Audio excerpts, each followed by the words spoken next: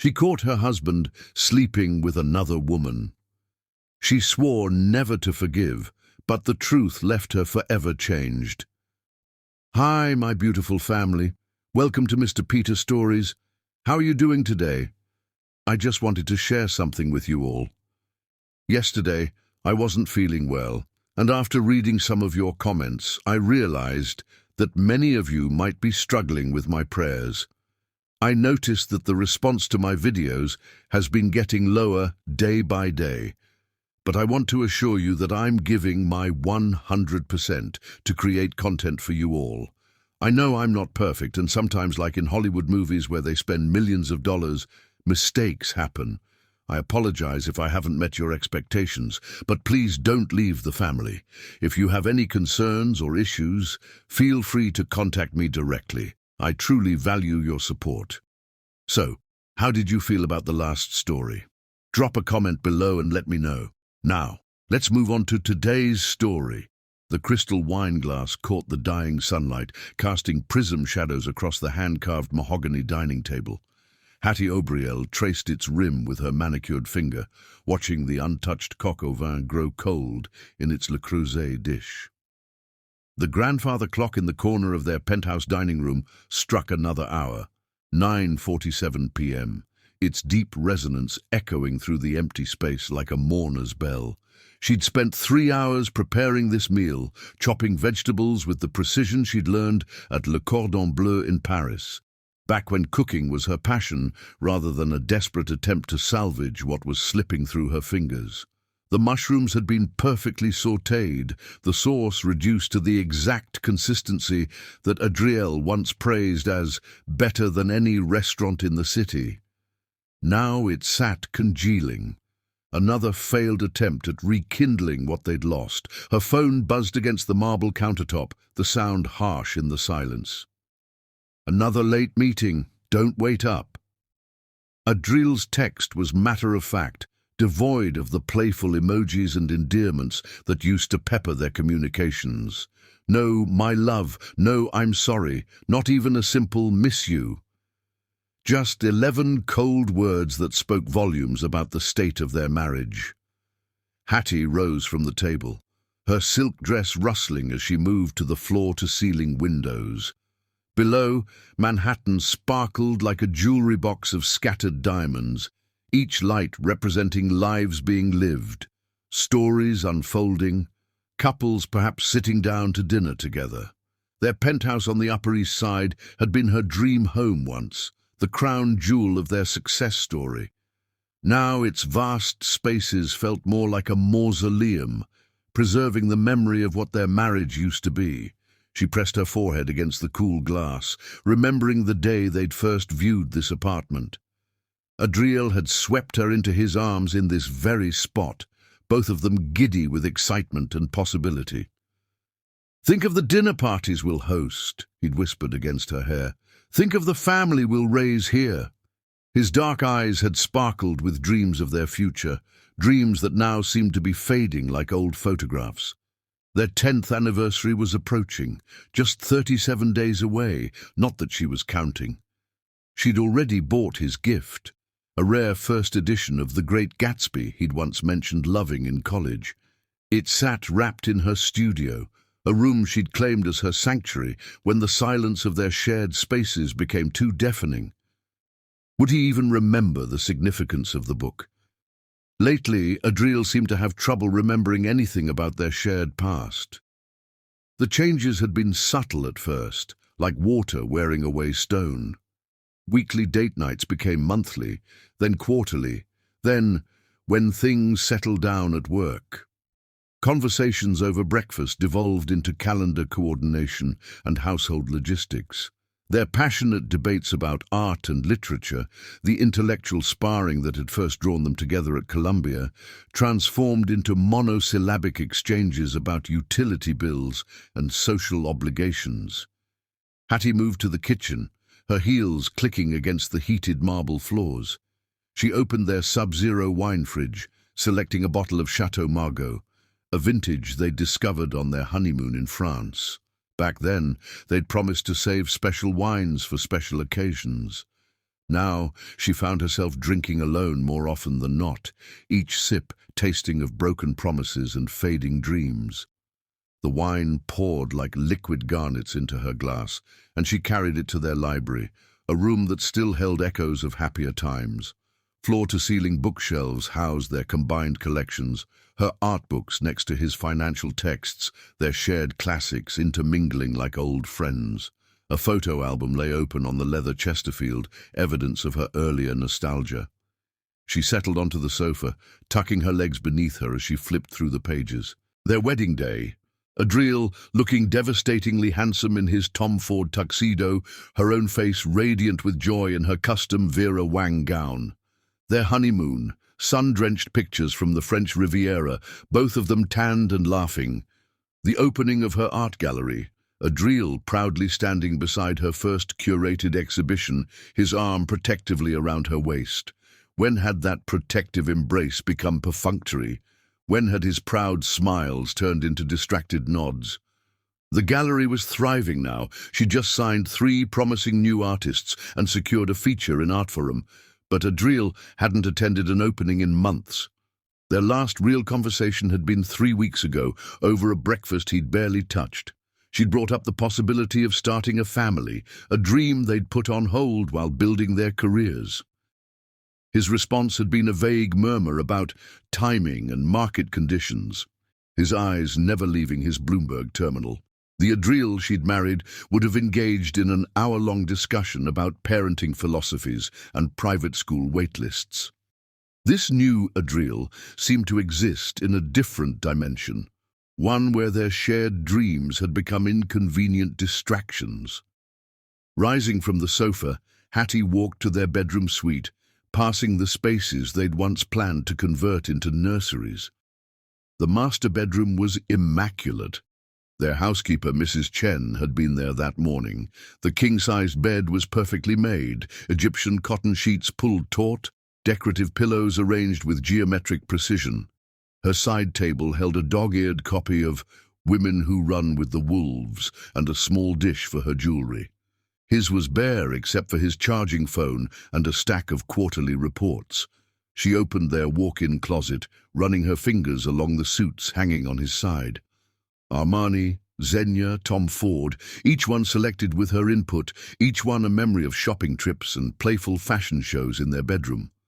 A new suit caught her eye, a bespoke Brioni she didn't recognize. The receipt was still in the pocket, $8,700, charged to his personal card rather than their joint account. When had he started keeping such purchases from her? The master bathroom told its own story of growing distance. Her collection of Jo Malone perfumes sat untouched. Adriel used to love burying his face in her neck, inhaling the scent of lime, basil, and mandarin. Now her signature fragrance went unnoticed, replaced by the clinical smell of his new grooming products, an expensive line she didn't recognize, with a subtle but distinctly feminine scent clinging to the bottles. Returning to the kitchen, Hattie began the methodical process of putting away the uneaten dinner. Each container sealed felt like closing another chapter of their marriage. The vegetables went into Tupperware, the sauce into a glass jar, the wine back into the fridge. Though she knew she'd likely finish it alone tomorrow night, Mrs. Chen would find them during her next visit, adding them to the growing collection of Hattie's abandoned attempts at normalcy.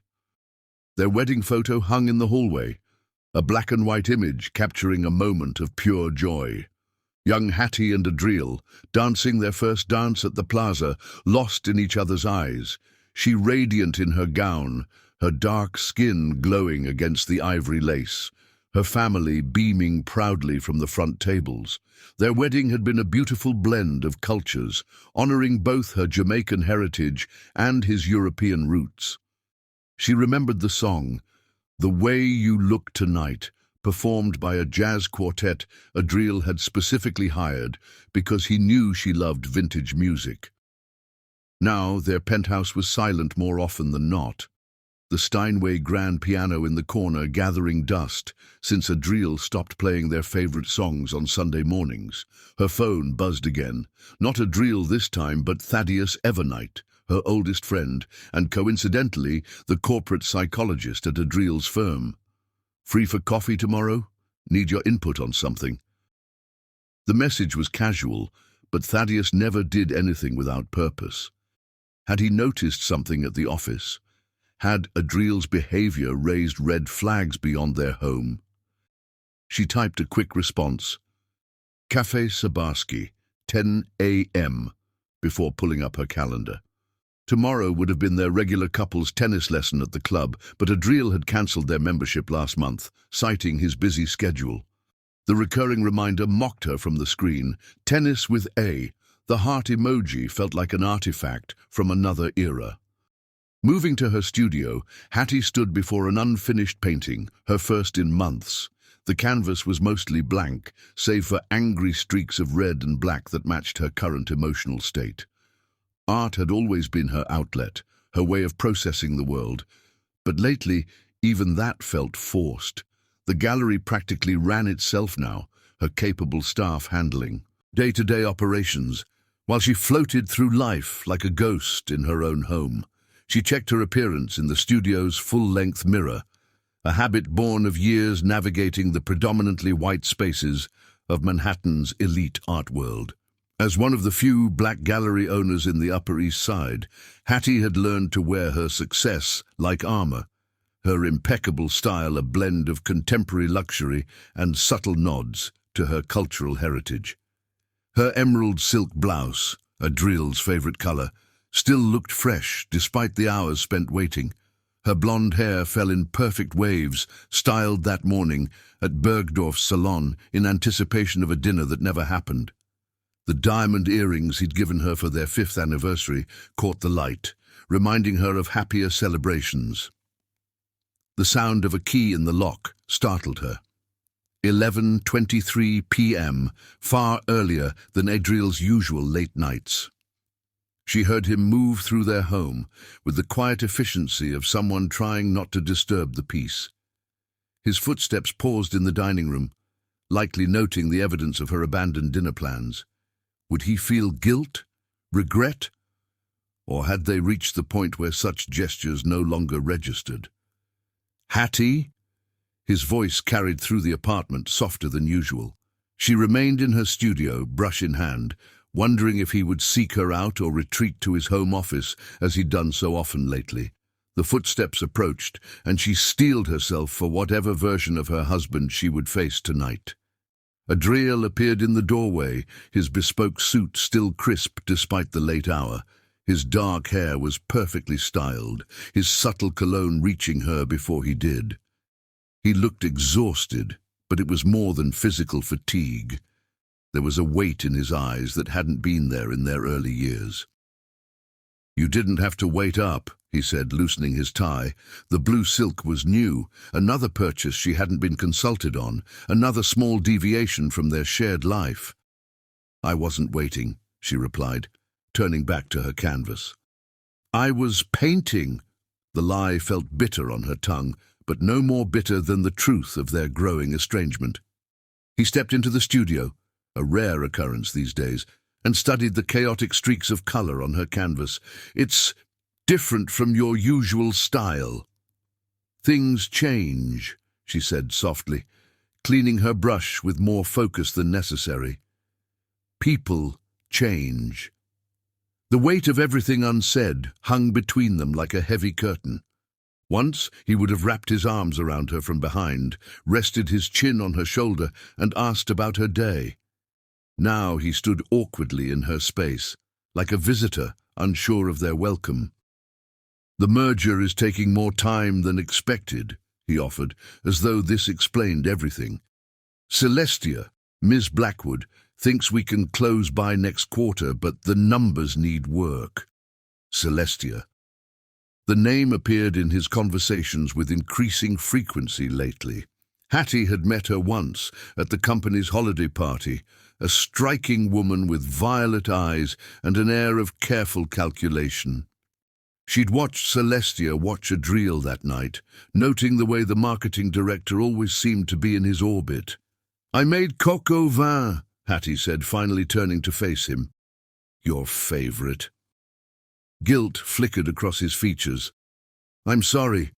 The meeting ran long and then the board called and—" "It's fine," she interrupted, though they both knew it wasn't. "Mrs. Chen can have it for lunch tomorrow."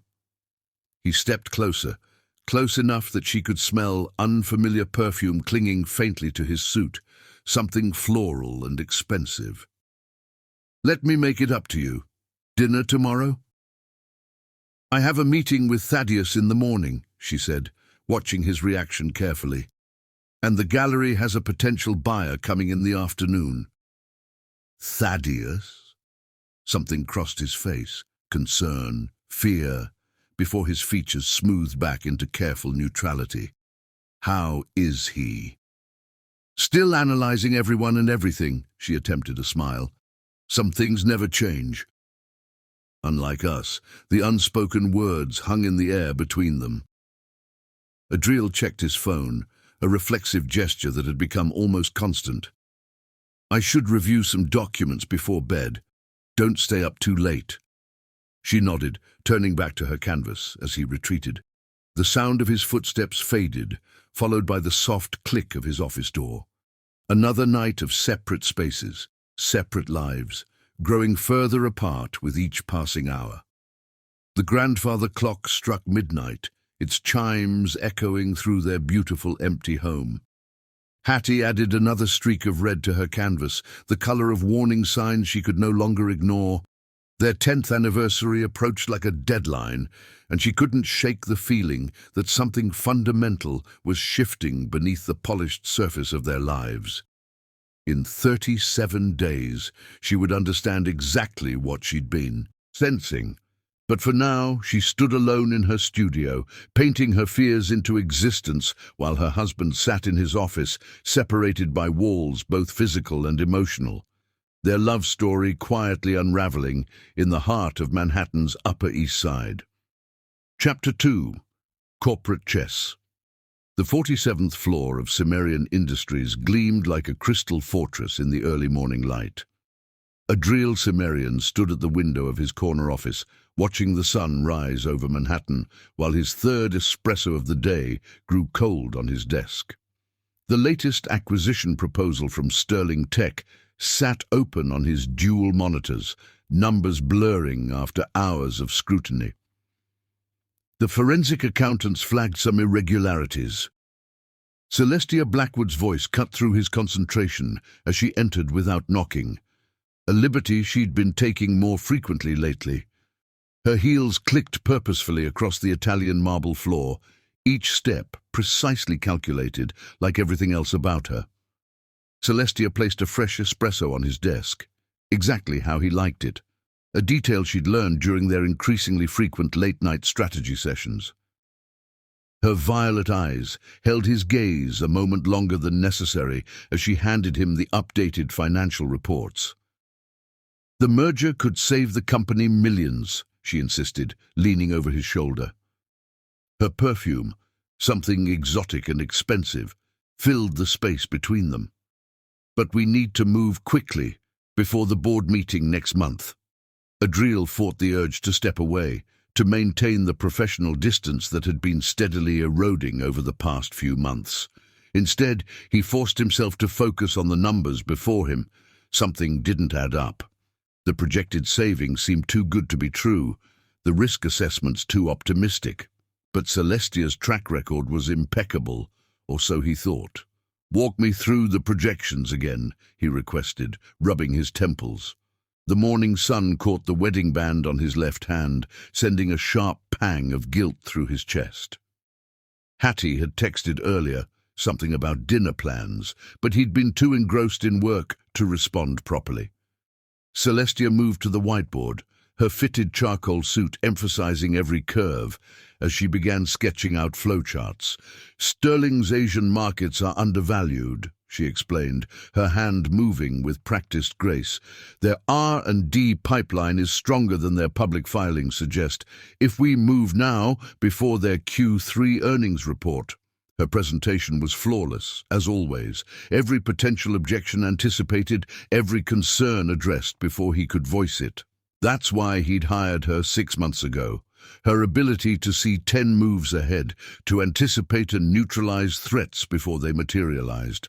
But lately, something about her strategies left him uneasy, like a chess player realizing too late they'd been lured into a trap. The board won't approve this without more due diligence, he argued, scanning the risk assessment summary. These projections assume perfect market conditions.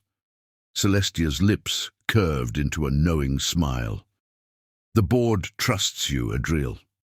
They trust your instincts. She perched on the edge of his desk, her skirt riding up just slightly. Remember the Zhang acquisition? Everyone said it was too risky, but you pushed it through. Now it's our most profitable subsidiary. The comparison made him uncomfortable. The Zhang deal had been different, months of careful analysis, transparent negotiations. This felt rushed, pressured. But Celestia had been right about everything so far. Her restructuring of their marketing department had increased revenue by 40%. Her suggestions for streamlining operations had cut costs without sacrificing quality. Even Thaddeus, usually skeptical of new executives, had praised her efficiency. I had lunch with Caroline Bishop yesterday, Celestia mentioned casually, referring to one of their key board members. She's concerned about the company's direction, thinks we're playing it too safe. She paused, letting the implication sink in. I may have hinted at some of our plans for Sterling. She seemed intrigued. Adriel's head snapped up. You discussed this with Caroline without clearing it with me first. I was protecting your interests, she countered smoothly. Caroline's support will be crucial when we present to the board. Besides, her voice softened, I thought we were past the point of needing to clear every conversation. The familiar unease returned, stronger now. When had their professional boundaries started blurring? When had I become we in their strategic discussions? He thought of Hattie again. Brilliant, talented Hattie, who'd sacrificed so much to support his career. Hattie, who deserved more than rushed texts and missed dinners. I need time to review these numbers, he said firmly, creating some physical distance between them. And in the future, all board communications go through proper channels. Celestia's expression didn't change, but something flickered in those violet eyes, calculation perhaps, or frustration at his unexpected resistance. Of course, she conceded gracefully. I apologize if I overstepped. I just get so excited about our potential. The way she emphasized our sent another wave of discomfort through him. She gathered her papers unhurriedly, every movement deliberate. Oh, by the way, she paused at the door. The executive committee dinner was moved to Friday. Caroline's request. I took the liberty of updating your calendar. Friday. The same night as the gallery opening, Hattie had been planning for months. She'd been talking about it for weeks, a showcase of emerging black artists that could put her gallery on the national map.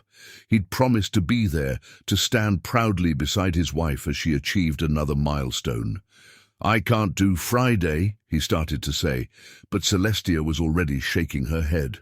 Caroline rarely requests these meetings, Adriel, especially not with the Sterling deal hanging in the balance. I'm sure Hattie will understand. The gallery opening is just one night. This merger could secure your legacy. The words hit their mark with surgical precision. Legacy. The future of the company his grandfather had built from nothing. The weight of 3 generations of Cimmerian success resting on his shoulders. Hadn't Hattie always said she understood the demands of his position? I'll talk to Hattie, he conceded, hating himself even as the words left his mouth. Send me the updated briefing materials for the dinner. Celestia's smile was triumphant, though she quickly masked it with professional courtesy.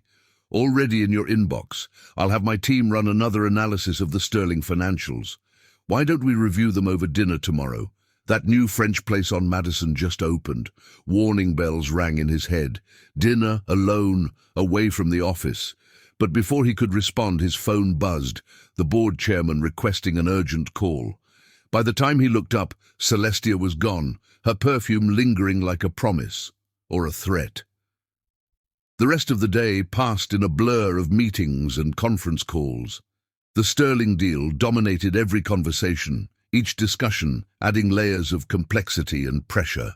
By the time Adriel emerged from his last video conference, the sun was setting over the Hudson, painting his office in shades of gold and crimson. His desktop photo caught his eye. Hattie at their anniversary celebration last year, her dark skin glowing in the candlelight, her smile radiant as she looked at him with complete trust and love. When had he last seen that smile? When had work become more important than the woman who'd supported every step of his journey to the top? The photo next to it showed them on their wedding day, Hattie, stunning in her gown, their families united in celebration. Her father, stern and protective, had pulled him aside that day. "Take care of my baby girl," he'd said, his voice carrying the weight of a man who'd fought twice as hard for half as much. "She believes in you. Don't make her regret it." Guilt gnawed at him as he packed his briefcase.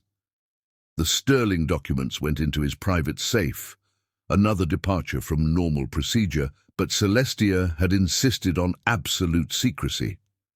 His wedding ring caught the light again as he closed the safe, the simple gold band feeling heavier than usual. The elevator ride to the lobby was solitary, most of his employees long gone. But as the doors opened on the 35th floor, Thaddeus Evernight stepped in. The corporate psychologist's expression was unreadable as he nodded a greeting. "Late night?" Thaddeus asked casually, though something in his tone suggested the question wasn't as innocent as it seemed. "The Sterling merger," Adriel explained, suddenly feeling defensive. "It's complicated." "Most things are," Thaddeus agreed. "How's Hattie? Haven't seen her at any company events lately." The question carried weight, like everything Thaddeus said. As both the company's psychologist and Hattie's oldest friend, he straddled a unique position in their lives. Adriel sometimes wondered what Hattie confided in him during their regular coffee meetings. "She's good, busy with the gallery." The response felt inadequate even as he said it. "Big opening this Friday." "Ah, yes, the Emerging Artist Showcase. She's been working on that for months." Thaddeus studied him carefully. "I assume you'll be there to support her?" Before Adriel could respond, the elevator doors opened to the lobby. Thaddeus stepped out, then turned back. "You know, in my experience, corporate mergers are a lot like marriages. The numbers might look good on paper, but it's the intangible things, trust, loyalty, communication, that determine success or failure." The words followed Adriel out of the building and into his waiting car. As Manhattan's lights blurred past the window, he checked his phone. 3 missed calls from Hattie. One text, "Made your favorite dinner. Don't worry if you're late, just come home." Home. When had his corner office started feeling more like home than the penthouse he shared with his wife? When had Celestia's ambitious plans become more compelling than Hattie's dreams and aspirations? The car pulled up to his building, but Adriel sat there for a moment, staring at the golden light spilling from their penthouse windows. Somewhere up there, Hattie was waiting, probably working on her gallery plans or painting in her studio. Faithful, patient, brilliant Hattie, who deserved so much more than he'd been giving her lately. His phone buzzed again. Celestia, confirming tomorrow's dinner reservation. "Just you and me," the text read. "We need to strategize."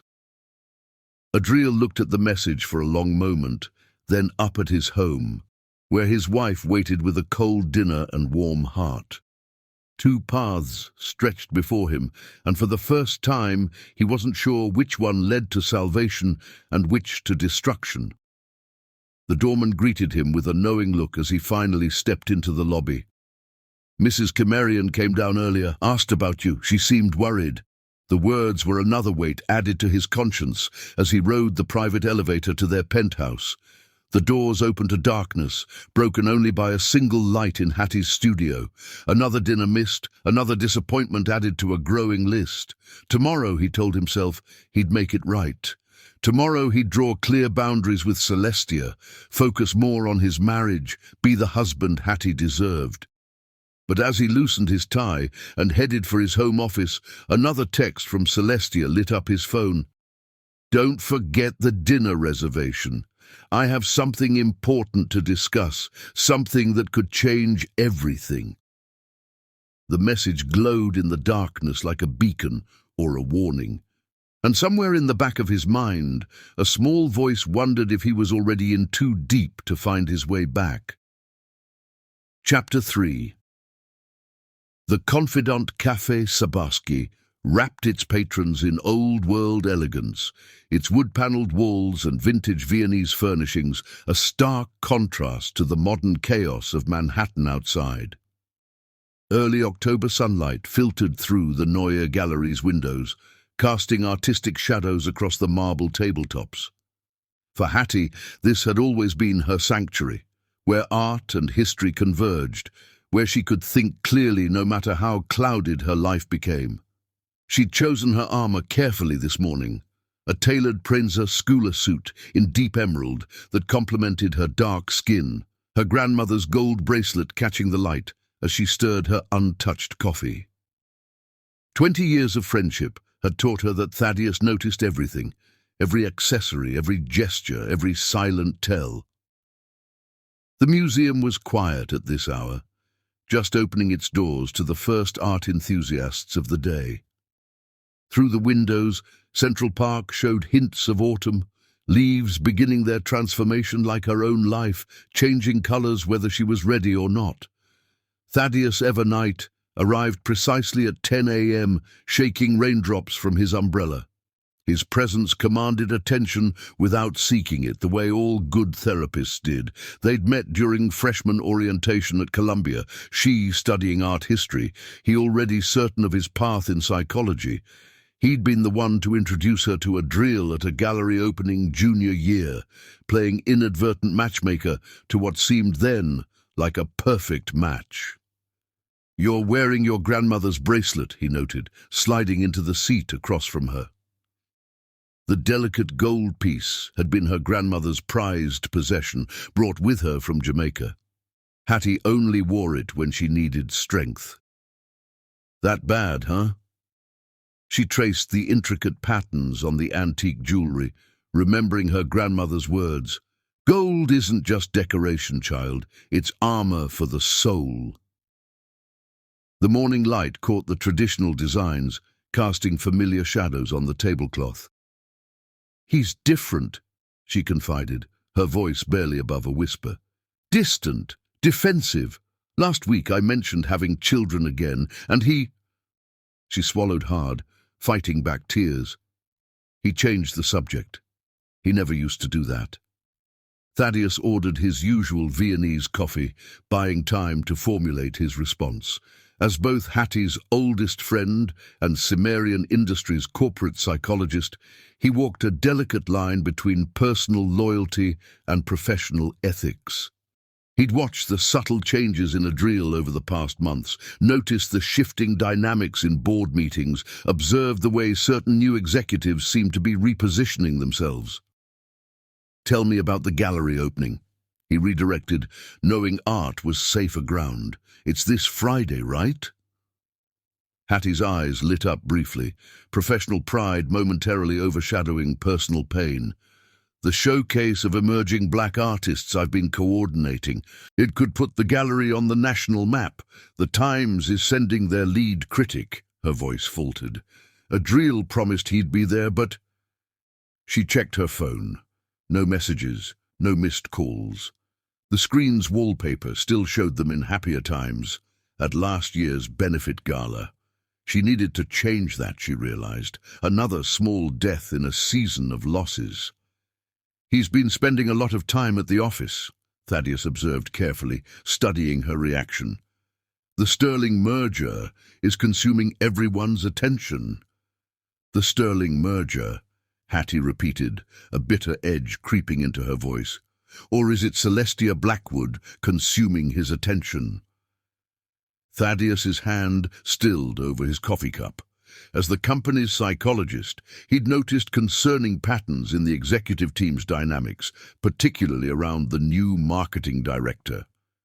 Celestia's influence had grown exponentially since her arrival, her methods raising red flags he couldn't ignore professionally but couldn't discuss personally. "What do you know about her?" Hattie asked, studying his reaction with the same keen eye she used to evaluate artwork. "Professionally or personally? Both, either. I don't know anymore." Hattie pushed her cold coffee aside, the porcelain making a harsh sound against marble. "I met her once at the holiday party. The way she watched him, Thaddeus, like a predator sizing up prey."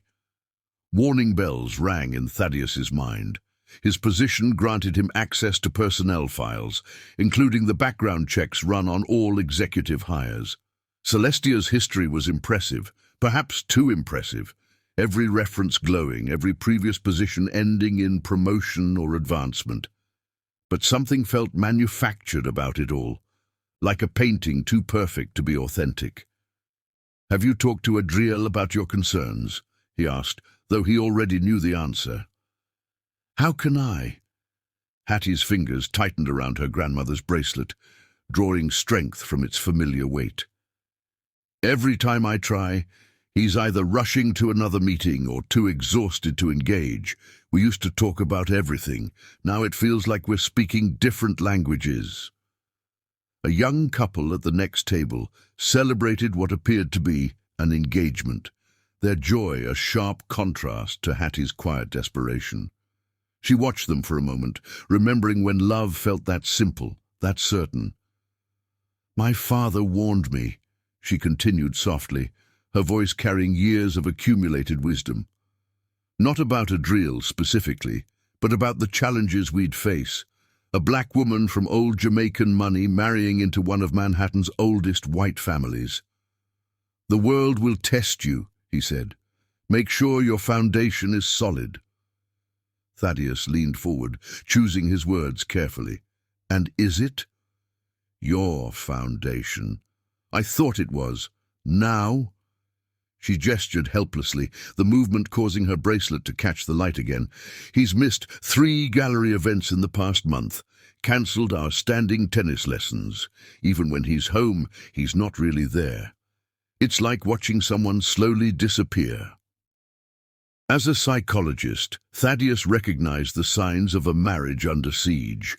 As a friend, he ached to see Hattie's usual confidence eroding. As a corporate insider, he worried about the larger game being played in the boardrooms above the city. "There's something else," he admitted, professional discretion warring with personal loyalty. "Something about the Sterling merger doesn't add up. The numbers look too good, the projections too optimistic, and Celestia's involvement." "Tell me," Hattie demanded, her gallery owner's instinct for spotting authenticity kicking in. "I can't, not specifically, but watch your back, Hattie, and watch his.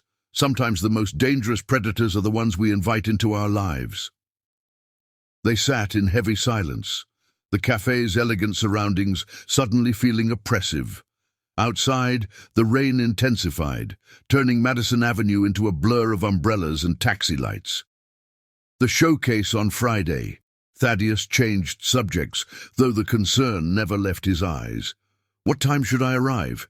7. Though apparently there's some executive dinner that might prevent my husband from attending."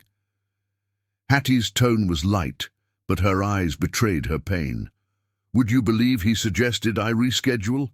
10 months of planning, contracts with the artists, invitations already sent, and he suggested I reschedule." Thaddeus frowned. He hadn't heard about any executive dinner, and his position usually kept him informed of such events. Another piece of the puzzle that didn't quite fit. "I'll be there," he promised. "Front row, cheering the loudest." Hattie managed a small smile.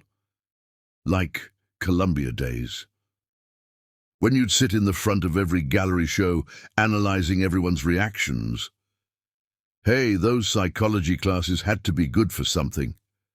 His attempt at humor fell flat as he noticed tears threatening to spill from her eyes. "I'm losing him, Thaddeus," she whispered, her composure finally cracking. "And I don't know how to fight an enemy I can't see." He reached across the table, squeezing her hand. "Then let me be your eyes. Trust your instincts, Hattie. They've never steered you wrong before." As they parted ways on the museum steps, Thaddeus watched his oldest friend disappear into the rain-soaked city. His next appointment was a counseling session with Cimmerian Industries' executive team, including Celestia Blackwood, time to do some digging of his own. Because if his suspicions about Celestia were correct, Hattie's marriage wasn't the only thing in danger of being destroyed.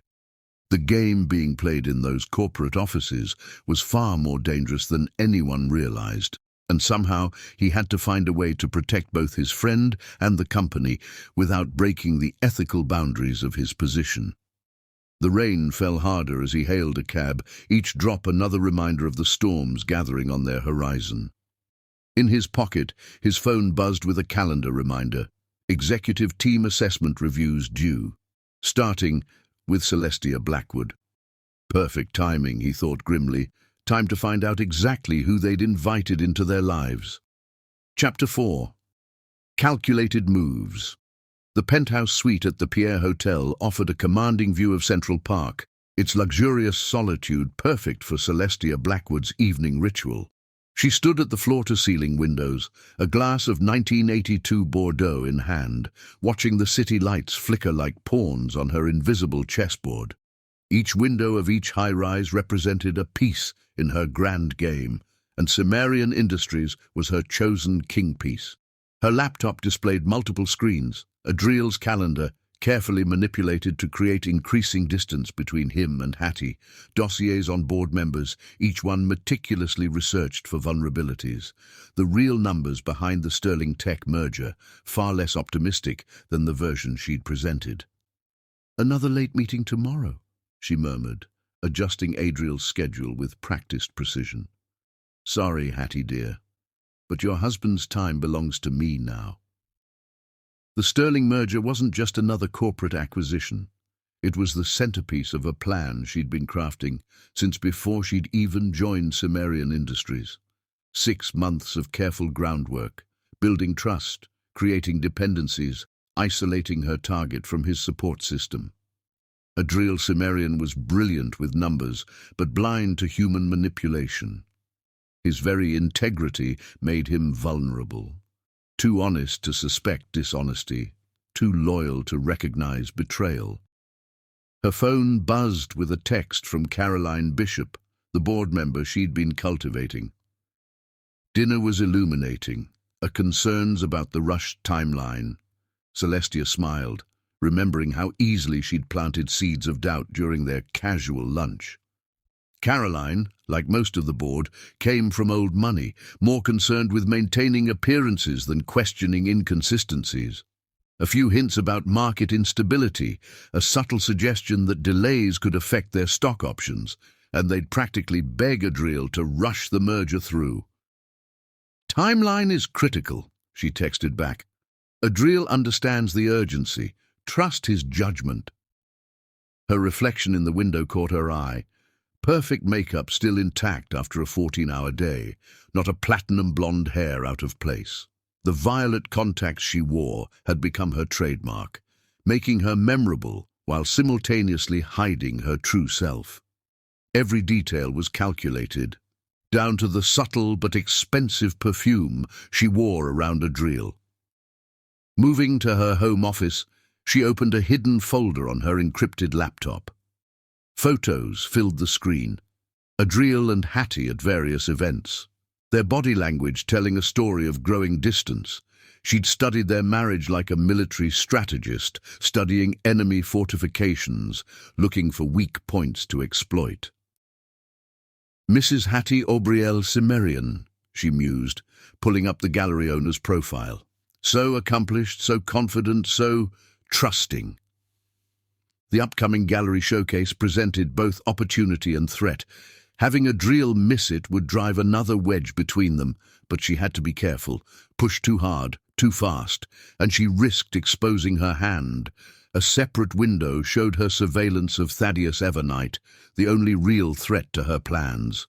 Corporate psychologists were trained to spot manipulation, and this one had personal loyalty to Hattie. His coffee meeting with her today hadn't gone unnoticed. "Time to neutralize that particular problem," she murmured, pulling up a carefully doctored set of psychological evaluations. A few subtle suggestions about declining mental stability, a pattern of increasingly erratic behavior. By the time she was done, Thaddeus's credibility would be compromised beyond repair. Her phone buzzed again, Adriel confirming tomorrow's dinner. She could picture him typing the response, probably standing in his home office, guilt warring with perceived duty. Men like him were so predictable, so easily manipulated through their own sense of responsibility. The real estate website on her second monitor showed premium Tokyo properties. Once the Sterling merger went through, once she'd secured her position and the golden parachute that came with it, she'd disappear. Just as she had after the Davidson collapse in Singapore, the Matthews implosion in Sydney. New name, new look, new target. The game never really ended. The pieces just reset. A knock at her door interrupted her planning. Right on schedule, her private investigator with weekly updates on the Cimmerians. She'd hired him the day she took the job at Cimmerian Industries, knowing that information was the ultimate weapon. "Evening, Ms. Blackwood," he said, handing her a thick envelope. "Interesting developments this week." She scanned the contents, photos of Hattie at Café Sabarsky with Thaddeus, transcripts of phone calls, financial reports. One photo made her pause. Hattie wearing what appeared to be a family heirloom bracelet, her expression troubled. "The gallery showcase on Friday," her investigator continued. "Guest list includes several major critics. Could be her big break." Celestia's lips curved into a cold smile. What a shame if something were to overshadow it. Any progress on the Sterling background checks?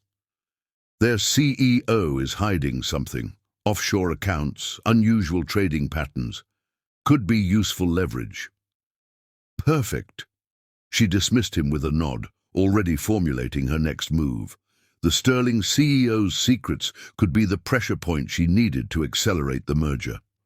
Returning to the window, she watched a couple leaving the pier below, the woman in an elegant dress, the man solicitous, their body language speaking of wealth and security, how easily people assumed their happiness was permanent, their positions secure.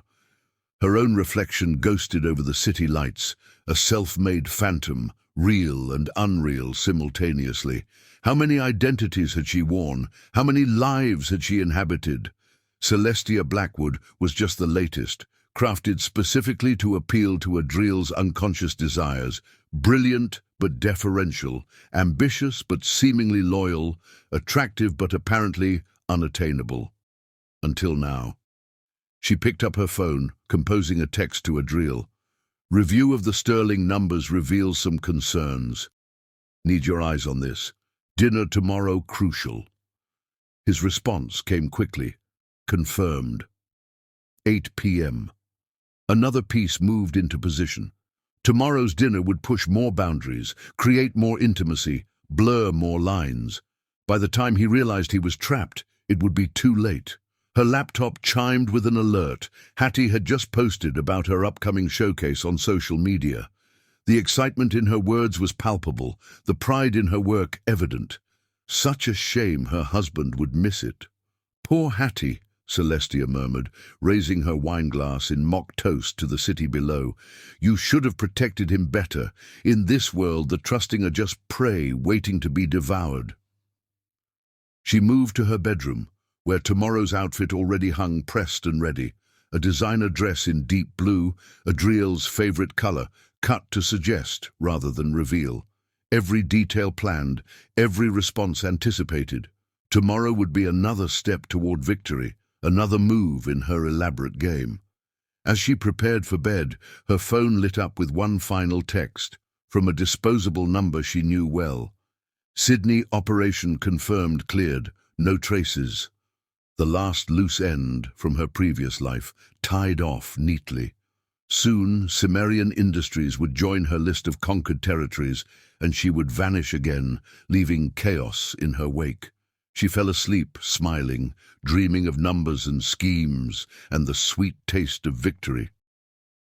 In the darkness of her bedroom, the city lights painted patterns on the ceiling like a cosmic chessboard, and somewhere in the night, the pieces of her grand design moved steadily toward checkmate.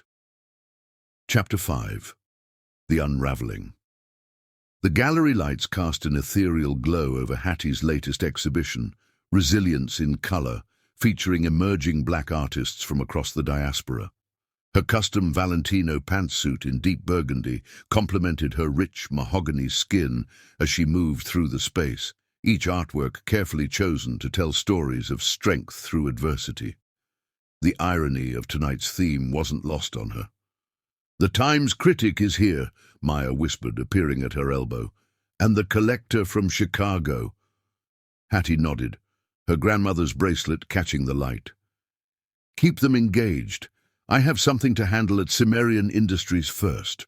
The drive downtown was a study in controlled fury. For weeks, she'd been gathering evidence, receipts slipped into the wrong accounts, late-night meeting schedules that didn't match official calendars, subtle changes in Adriel's behavior that only a wife would notice, each piece forming a mosaic of betrayal she'd prayed she was imagining. Security knew her in the Cimmerian building, or thought they did.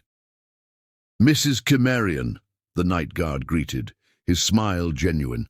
How many times had she surprised Adriel with late dinners here, proud to support his ambition? The memory tasted bitter now. The executive floor was quietly humming with after-hours activity. A cleaning crew moved through distant corridors. Phones rang unanswered, and somewhere, a life she'd spent 10 years building was about to shatter. Light spilled from under Adriel's office door. Warm, golden light that promised comfort but delivered devastation. Through the frosted glass, two silhouettes moved in a dance she'd prayed she wouldn't see. Adriel, his tall frame leaning against his desk, and Celestia, too close, her hands in his hair. The wrapped first edition of The Great Gatsby felt heavy in her Birkin bag. Their shared favorite book, the one he'd quoted in their wedding vows. Now it would serve as a witness to their ending. The door opened silently under her hand. The scene burned into her memory with photographic precision. Adriel entangled with Celestia Blackwood, her platinum hair shimmering in the office light, his hands where they had no right to be. The book slipped from her fingers, hitting the marble floor with a sound like breaking dreams. "How long?" Her voice cut through the silence, steady despite the earthquake devastating her world. Adriel jerked away from Celestia, his usually immaculate shirt wrinkled, his face a mask of shock and shame. "Hattie, I can explain." "How?" "Long." The words exploded from her with volcanic force, years of suspicion and hurt crystallizing into rage. 6 months. Celestia answered, her voice surprisingly steady as she straightened her skirt. A ghost of a smile played at her lips. "We never meant for this to happen." "Of course not." Hattie's laugh was sharp enough to draw blood. "No one ever means for betrayal to happen. It just, what, falls into your lap like a convenient corporate merger?" The reference made both of them stiffen. Good. She'd been paying attention during those endless corporate dinners, those board meetings where Celestia had slowly positioned herself as indispensable. The timing of my visit is unfortunate, Celestia began, her professional mask sliding back into place. Perhaps we should— Stay right there, Hattie commanded, her gallery owner's authority ringing in her voice. Since you're so comfortable inserting yourself into my marriage, you can witness its implosion. She turned to Adriel, who seemed to physically shrink under her gaze. Did you think I wouldn't notice? The late meetings, the changed dinner plans, the executive events that mysteriously appeared on your calendar? Her hand touched her grandmother's bracelet, drawing strength from generations of strong women who'd survived worse betrayals. I saw it all. I just didn't want to believe you could be this cruel.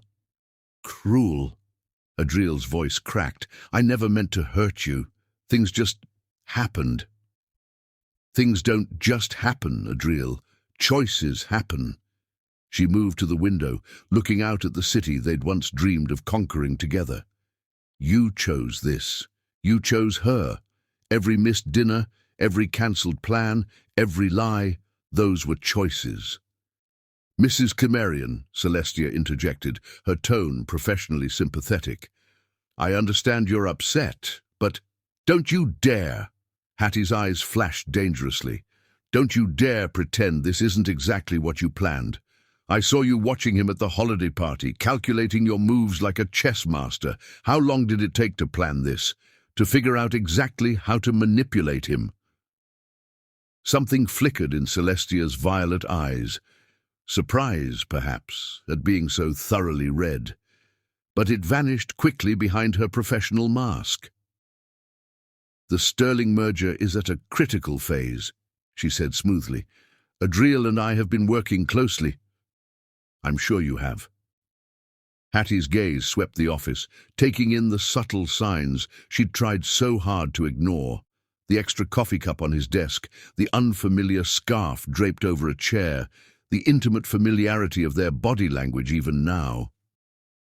Tell me, does the merger require you to wear his favorite perfume, to schedule dinner meetings at restaurants where no one knows his wife? Adriel paled. How did you— No! Hattie's laugh was hollow. I know because I loved you enough to pay attention, to notice every detail, every change, every lie. While you were busy destroying our marriage, I was fighting to save it. She moved to his desk, picking up a framed photo of their wedding day. Look at us, she said softly. So young, so certain. Do you remember your vows? I knew right then that I'd follow her anywhere. She placed the photo face down. I guess anywhere had limits after all. Please, Adriel stepped toward her. We can talk about this. We can fix— Fix what? She cut him off. Our marriage. Your integrity. The trust you shattered. She touched her wedding ring, the platinum band suddenly feeling like it was burning her skin. Some things, once broken, can't be repaired. They can only be mourned. With quiet dignity, she removed her ring, placing it next to the wrapped book. I'll have my lawyer contact yours. Don't bother coming home tonight, or any night. As she walked to the door, her head held high despite the tears threatening to fall, she paused for one final moment. By the way, the gallery opening you're missing. It's going to be spectacular. The Times critic is there, along with half the art world elite. They'll witness my triumph while you hide in your office with your mistress and your merger. Somehow that feels like perfect justice. The door closed behind her with a soft click, far too gentle for the magnitude of what had just happened. As she walked toward the elevator, her grandmother's bracelet caught the light, reminding her of the strength in her bloodline. Generations of women who had faced adversity with grace and emerged stronger. She pulled out her phone, dialing a familiar number. Thaddeus. It's done. Can I stay at your guest house for a while? His response was immediate, concerned. Of course. Do you want me to come get you? No, she said, her voice finally breaking. I need to get through this opening first, but afterward— She took a deep breath. Afterward, I'll need somewhere safe to fall apart. The elevator doors closed on the life she was leaving behind. In her reflection on the polished steel, she saw not defeat, but determination. Tomorrow she would cry, rage, mourn. But tonight she would show the world that Hattie O'Briel was unbreakable. Behind her in the office she'd left in ruins, a marriage lay shattered like her dreams, and two people were about to discover that actions have consequences neither of them had anticipated. Chapter 6. Parallel Paths. The gallery buzzed with Manhattan's elite, champagne flowing as freely as the praise for Hattie's curated collection. She moved through the space like a queen holding court, each step deliberate and graceful, despite the devastation in her heart. Her burgundy cushiony gown complemented her dark skin perfectly, her grandmother's bracelet catching the gallery lights, armor and amulet both on this night of forced performance. "The Times critic is beyond impressed," Maya whispered, appearing at her elbow with a fresh glass of champagne. Her assistant's eyes held concern beneath their professional gleam. "He's been studying the Marcus Chen piece for 20 minutes. Says it speaks to resilience through adversity." "How appropriate," Hattie murmured, her gallery owner's smile never wavering. "Have someone send him the artist's statement, and make sure the Washington Post critic sees the new installation in the East Wing." Across town, in his darkened office, Adriel sat motionless behind his desk. Hattie's wedding ring gleamed accusingly beside the wrapped first edition. The Great Gatsby, the book that had once symbolized their shared dreams, now a testament to their destruction. Celestia had tried to stay, to strategize their response, but he'd ordered her out. Now, alone with the consequences of his choices, he could feel the full weight of what he'd destroyed. His phone buzzed incessantly, photos from the gallery opening appearing on social media. Hattie, resplendent and undefeated, championing the artists she'd discovered. The captions mentioned groundbreaking voices in contemporary art, but said nothing about the gallery owner's broken heart. "Your wife is quite the actress," Celestia's text followed the photos. "We should discuss damage control tomorrow." He deleted the message without responding. Her perfume still lingered in his office, once intoxicating, now nauseating, a chemical reminder of his betrayal. Back at the gallery, Thaddeus arrived as promised, positioning himself strategically near the entrance. His presence was both comfort and cavalry, ready to support Hattie the moment her carefully maintained facade cracked. "The Jameson Foundation is interested in 3 pieces," he reported, his casual tone masking his concern, "and I overheard the MoMA curator talking about a possible collaboration." Hattie accepted the information with a graceful nod, but her fingers tightened around her champagne stem. "Did you know?" she asked quietly. "As the company psychologist, did you see this coming?" Thaddeus's hesitation was answer enough. "I saw patterns I didn't like, but I couldn't break confidentiality, even for you." "Professional integrity," she smiled bitterly. "At least someone still has some." The night progressed like a masterclass in dignity under pressure. Hattie charmed collectors, discussed technique with critics, and never once let her smile slip. But beneath her professional armor, each congratulation felt like a blade, each toast a mockery of her private pain. In his office, Adriel finally forced himself to open the wrap book. The first edition was pristine, its pages carrying that particular scent of literary history. Inside, Hattie's elegant handwriting filled the frontispiece. "To my love, who promised to follow me anywhere. Here's to our own beautiful green light future. Happy 10th anniversary." The words blurred as tears finally broke through his corporate facade. The green light, their private joke, their shared dream, now as unreachable as Gatsby's, and for the same reason, betrayal of something pure for something illusory. His phone buzzed again. Caroline Bishop, board member. "Heard rumors about trouble with Sterling merger. Meeting tomorrow, 9 a.m. The corporate world wouldn't stop for his personal crisis. But for the first time in months, the merger seemed trivial compared to what he'd lost. He opened his desk drawer, pulling out a framed photo he'd hidden away at Celestia's subtle suggestion. Hattie at their wedding, radiant with joy and trust. The gallery opening wound down near midnight. Critics departed with glowing praise, collectors with promises of future business, and artists with validation of their voices. Only then, in the quiet aftermath, did Hattie allow Thaddeus to lead her to his waiting car. "The guest house is ready," he said gently. "Mrs. Chen sent over some of your things." The mention of their housekeeper brought fresh pain. Mrs. Chen, who'd watched their love story unfold, who'd helped maintain their beautiful home, who'd probably seen the signs before Hattie had allowed herself to acknowledge them. "I can't go home," she whispered, reality finally cracking her composure. "Everything there, every room, every object." "You don't have to," Thaddeus assured her. "Not tonight. Not until you're ready." The car wound through Manhattan's late-night streets, passing the familiar landmarks of her married life.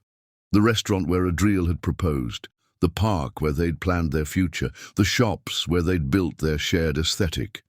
Each memory now tainted, each location a fresh wound. Adriel's town car carried him through the same city, but his New York had become a maze of guilt and regret. The penthouse doorman's disapproving look told him news traveled fast. Taking the private elevator to their home, her home now, really, felt like ascending to face judgment. The apartment was dark, but full of accusations. Her scent lingered in the air, her presence in every carefully chosen piece of art and furniture. The coq au vin she'd made days ago still sat in the refrigerator, a testament to another broken promise. In Thaddeus's guest house, Hattie finally allowed herself to break. The sobs came like a storm, years of suspicion and weeks of certainty crashing over her. Thaddeus kept vigil outside her door, close enough to hear if needed, far enough to give her privacy in her grief. "I gave him everything," she cried into her pillow. "My trust, my dreams, my future." "And now you'll build new dreams," Thaddeus said quietly through the door. "Stronger ones, built on your own foundation." Back in the penthouse, Adriel wandered from room to room like a ghost. Her studio hit him hardest, the unfinished painting on the easel now clear in its meaning. The angry red and black streaks weren't abstract art, they were a premonition, a warning he'd been too blind to read. His phone buzzed one final time that night. Celestia, again. "Don't let emotions cloud your judgment. Too much at stake. Talk tomorrow." He turned the phone off, unable to bear her calculated manipulation any longer. The master bedroom was impossible. Her side of the bed, an empty accusation. Instead, he sank onto the living room sofa, the same spot where they'd planned their life together all those years ago. As dawn broke over Manhattan, two people lay awake in different parts of the city.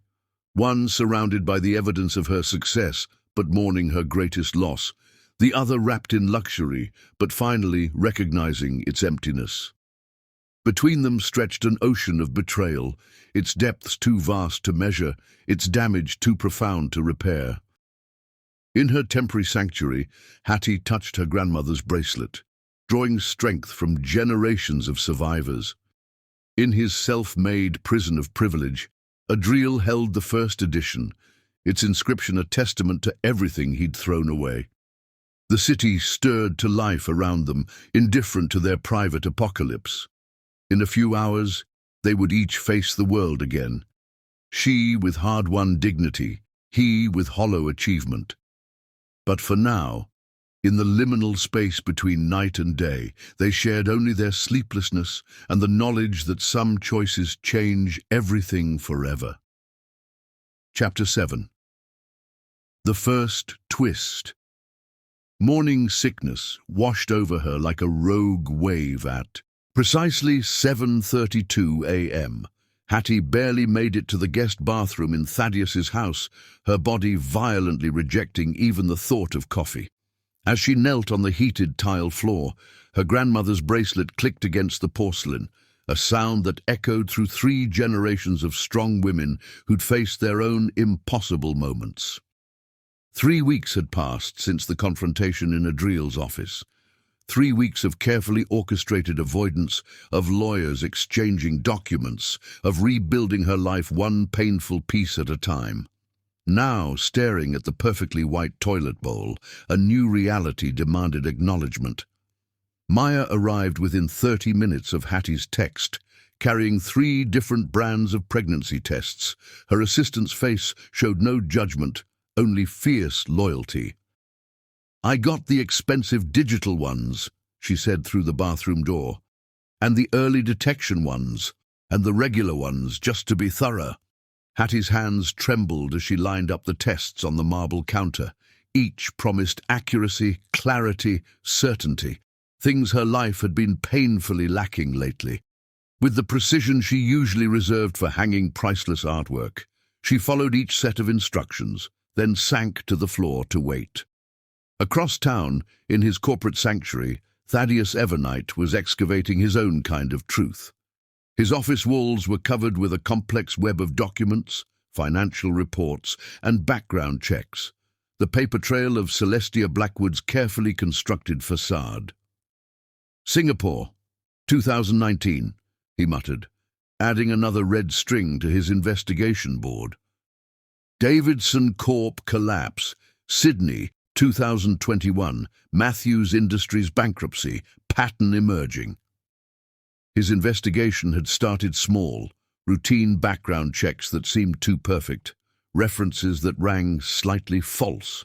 But as he dug deeper, inconsistencies multiplied like cancer cells. Companies that had thrived for generations until a certain marketing director arrived. Mergers that looked promising until they imploded. Executives who lost everything while one person quietly disappeared with golden parachutes. His phone buzzed, Hattie's number. He almost ignored it, deep in his research, but something in his gut made him answer. "I need you." Her voice was barely a whisper. "Now." He found her sitting on the bathroom floor 17 minutes later, 3 plastic sticks lined up on the counter above her, like judges rendering a verdict. Her dark skin had a greyish undertone he'd never seen before, her usual confidence replaced by raw vulnerability. "I'm pregnant," she said without preamble, one hand unconsciously moving to her stomach. 6 weeks, according to these tests, which means it happened before. He finished quietly, sliding down to sit beside her. Before the discovery, before the betrayal, before their world shattered. Tears finally broke through her carefully maintained composure. "I wanted this so badly," she sobbed. "We tried for years, put it off for careers, talked about timing, and now? Now it happens like some cosmic joke?" Thaddeus pulled her into his arms, letting her cry into his shoulder. Through the bathroom door, he could see his research spread across his home office, evidence of another kind of life taking shape, this one malignant and calculated. "There's something else you need to know," he said when her tears subsided, "about Celestia and what I found in her personnel file." Hattie straightened, wiping her eyes with the back of her hand. Even in crisis, her gallery owner's instinct for uncovering truth kicked in. "Show me." They moved to his office, the pregnancy tests left behind like unexploded ordnance. Thaddeus spread out his findings, building the case piece by piece on his desk. "She's done this before," he explained, pointing to news clippings and financial reports. "Different names, different companies, but the same pattern. She infiltrates successful firms, manufactures crises, forces through mergers that benefit her, then disappears with millions in severance and stock options." Hattie studied the documents, her analytical mind finding connections he'd missed. The Davidson collapse. Their CEO had just gone through a divorce. Matthews Industries. Family drama had weakened their leadership. "She targets vulnerabilities," Thaddeus confirmed, pinning another document to his board. "Personal weaknesses she can exploit. When she joined Cimmerian Industries, She saw my marriage, Hattie finished bitterly, the distance growing between us, the trust she could break. Her hand moved unconsciously to her still flat stomach, this new life becoming a compass pointing toward uncomfortable truths. The Sterling merger. It's not real, is it? Thaddeus pulled up financial projections on his laptop. The company's legitimate, but the deal isn't. She's manufactured a crisis to force quick decisions, minimal due diligence. Once it goes through, everything collapses, Hattie whispered, studying a particularly damning set of numbers. And she walks away wealthy while Adriel loses everything his family built. The weight of these revelations settled over them like a heavy blanket. Outside, Manhattan continued its relentless pace, unaware of the bombs being discovered in this quiet home office. "I have to tell him," Hattie said finally, her voice finding its strength. "Both things. The baby, the fraud. He needs to know." "It's not your responsibility," Thaddeus reminded her gently. "He betrayed you, remember?" She stood, moving to the window. The morning sun caught her grandmother's bracelet, sending prisms dancing across the wall. "This isn't about responsibility," she said quietly. "It's about choosing what kind of person I want to be, what kind of mother I want to be." The word mother hung in the air between them, making everything more real. This wasn't just about a failed marriage or corporate intrigue anymore. An innocent life had entered the equation, raising the stakes exponentially. "If I tell him about Celestia but hide the pregnancy, I'm no better than her, using information as a weapon," Hattie continued, her reflection in the window showing steel beneath sorrow. "And if I tell him about the baby but hide what I know about the merger—" "You're protecting yourself," Thaddeus argued, moving to stand beside her. After what he did, I could destroy him," she acknowledged, touching the window glass. "Let him lose everything while I raise his child alone. It would be perfect revenge." She turned back to face him, her expression resolute. "But that's not who I am. That's not who I want my child to know me as." Thaddeus gathered his evidence into a folder, knowing he couldn't change her mind. "When?" "Today." She pulled out her phone, then hesitated. "But first, I need to see my doctor, confirm everything, get actual facts and figures to work with." He nodded, understanding her need for concrete truth before facing more emotional hurricanes. "I'll drive you." "No," she managed a small smile. "You keep digging. Find me something solid enough that even the board can't ignore it. I'll have Maya take me to the doctor." Her phone buzzed. A message from Adriel, the first direct communication since that night. "Can we talk?" "About everything." She stared at the screen, one hand resting on her still flat stomach where their child grew, innocent of the chaos swirling around it.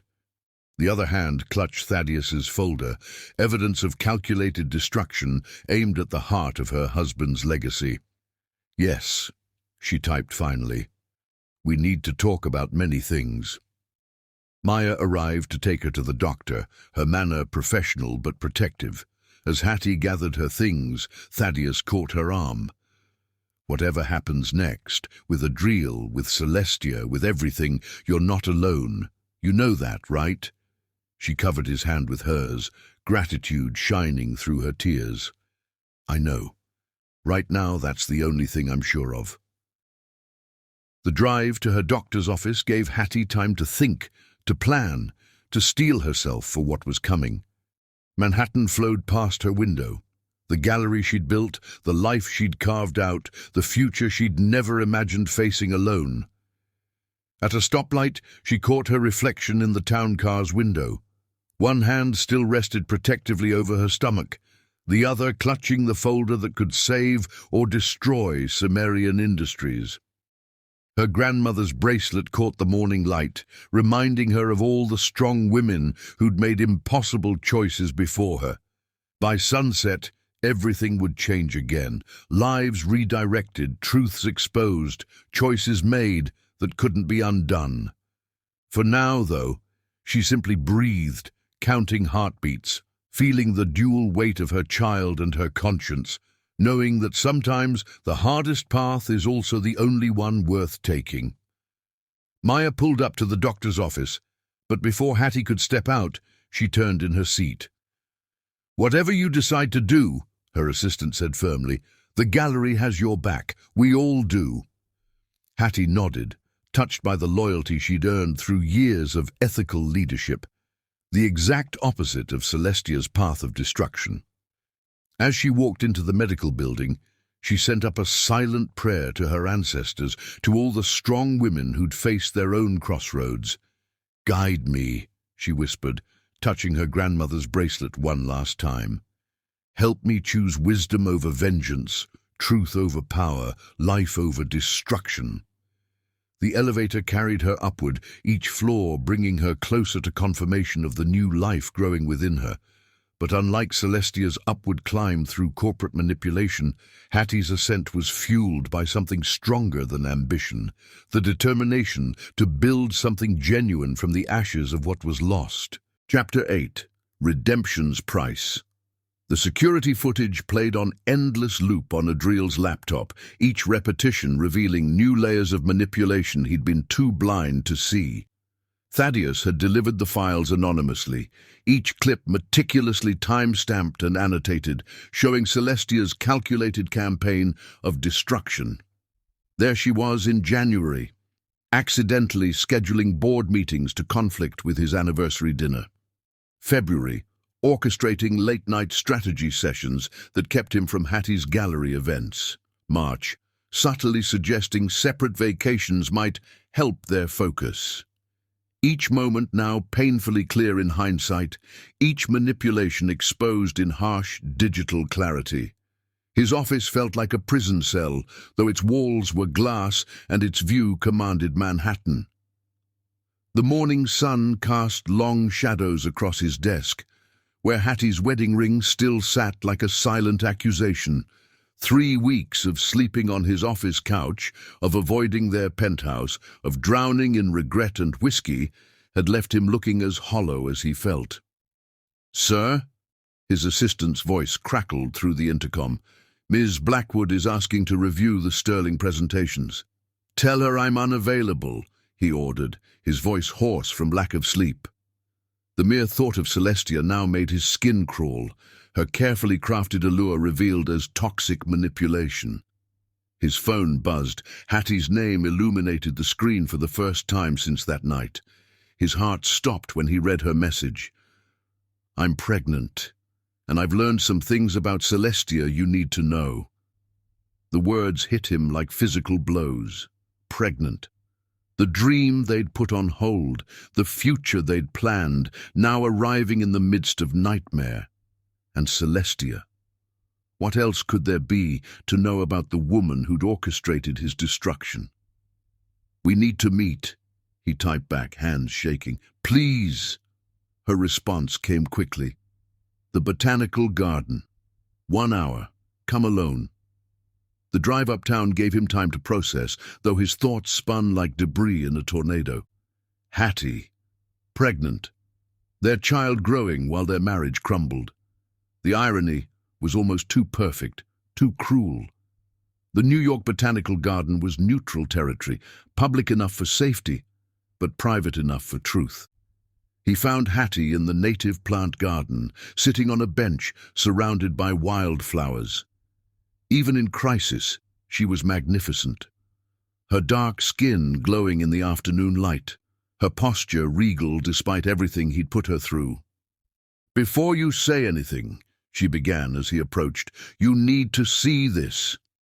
She handed him a thick folder, its contents damning in their detail. Thaddeus compiled it. Background checks, financial records, news articles. Celestia Blackwood isn't who she claims to be. Adriel sank onto the bench, maintaining careful distance between them as he read. Each page revealed new horrors. Companies destroyed, lives ruined, fortunes stolen. Singapore, Sydney, now New York. Different names, same methodical destruction. The Sterling merger is a trap, Hattie continued quietly. Once it goes through, she'll strip the company's assets, trigger a collapse, and disappear with millions, just like she's done before. "Why are you showing me this?" he asked, his voice barely a whisper. "After what I did.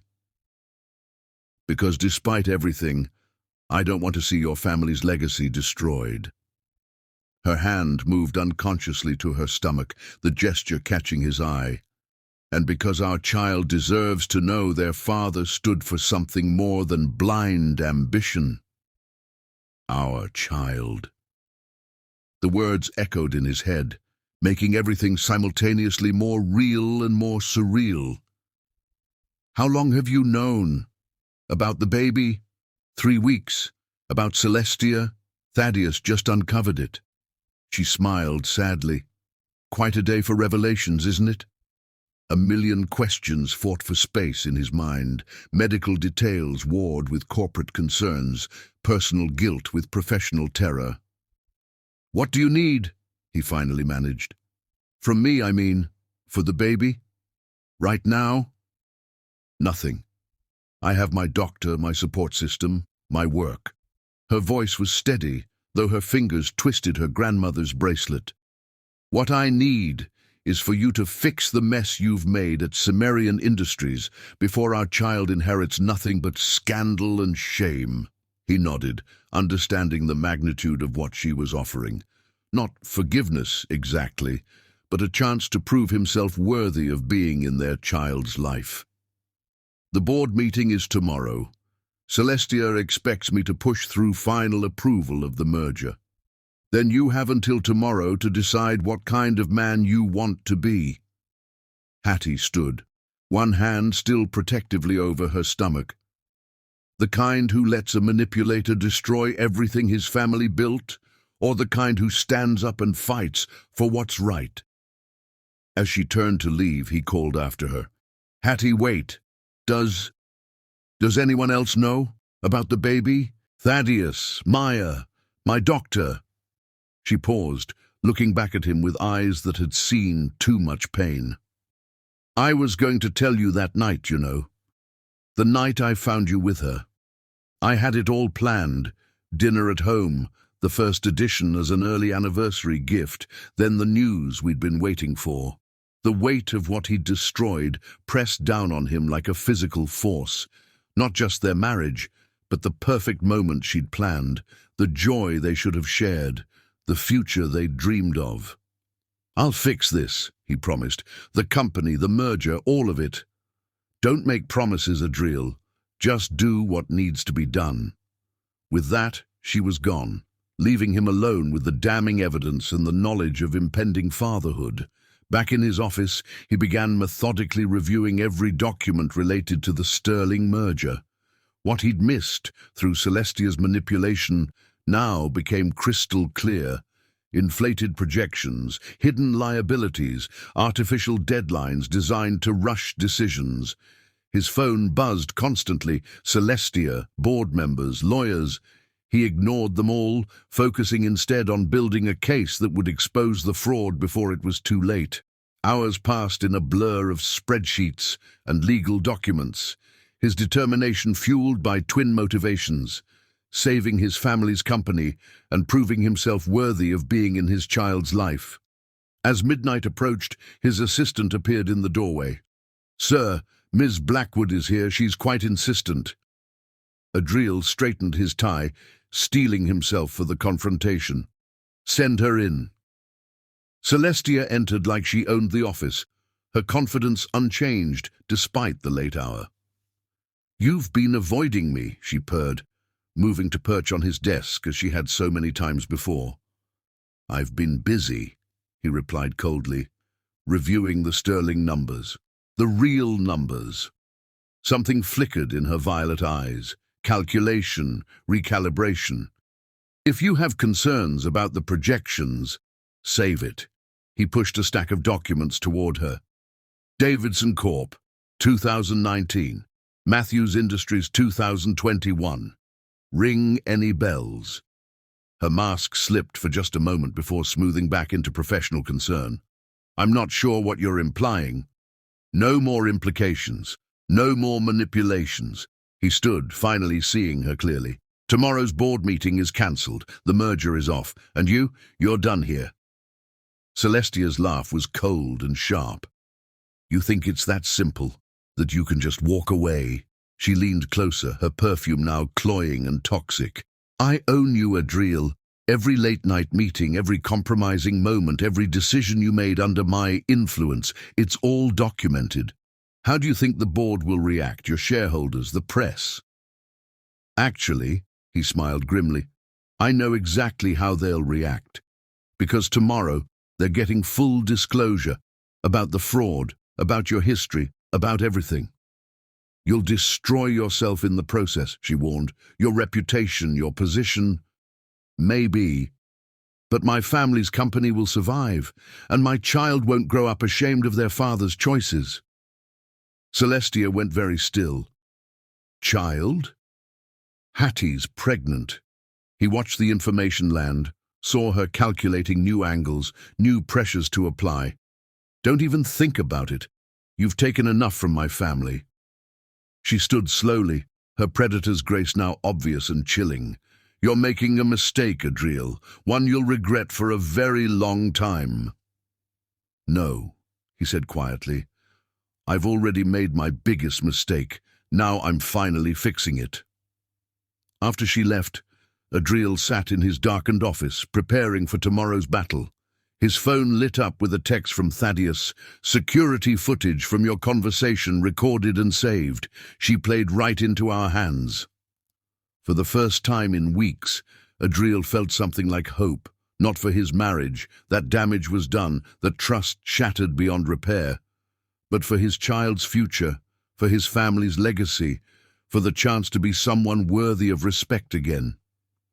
He picked up Hattie's wedding ring from his desk, remembering the day he'd placed it on her finger, the promises he'd made and broken. Tomorrow would bring corporate warfare, personal revelations, and professional consequences. But tonight, he finally saw his path forward with perfect clarity. Opening his laptop, he began composing 2 documents. His statement to the board, laying out every detail of Celestia's scheme and his own culpability, and a letter to his unborn child, explaining the choices that had led to this moment and the decisions that would define their future. Chapter 9. Confrontation. The Cimmerian Industries boardroom hummed with tension on that grey Manhattan morning. Floor-to-ceiling windows offered a panoramic view of gathering storm clouds, nature itself seeming to acknowledge the coming tempest.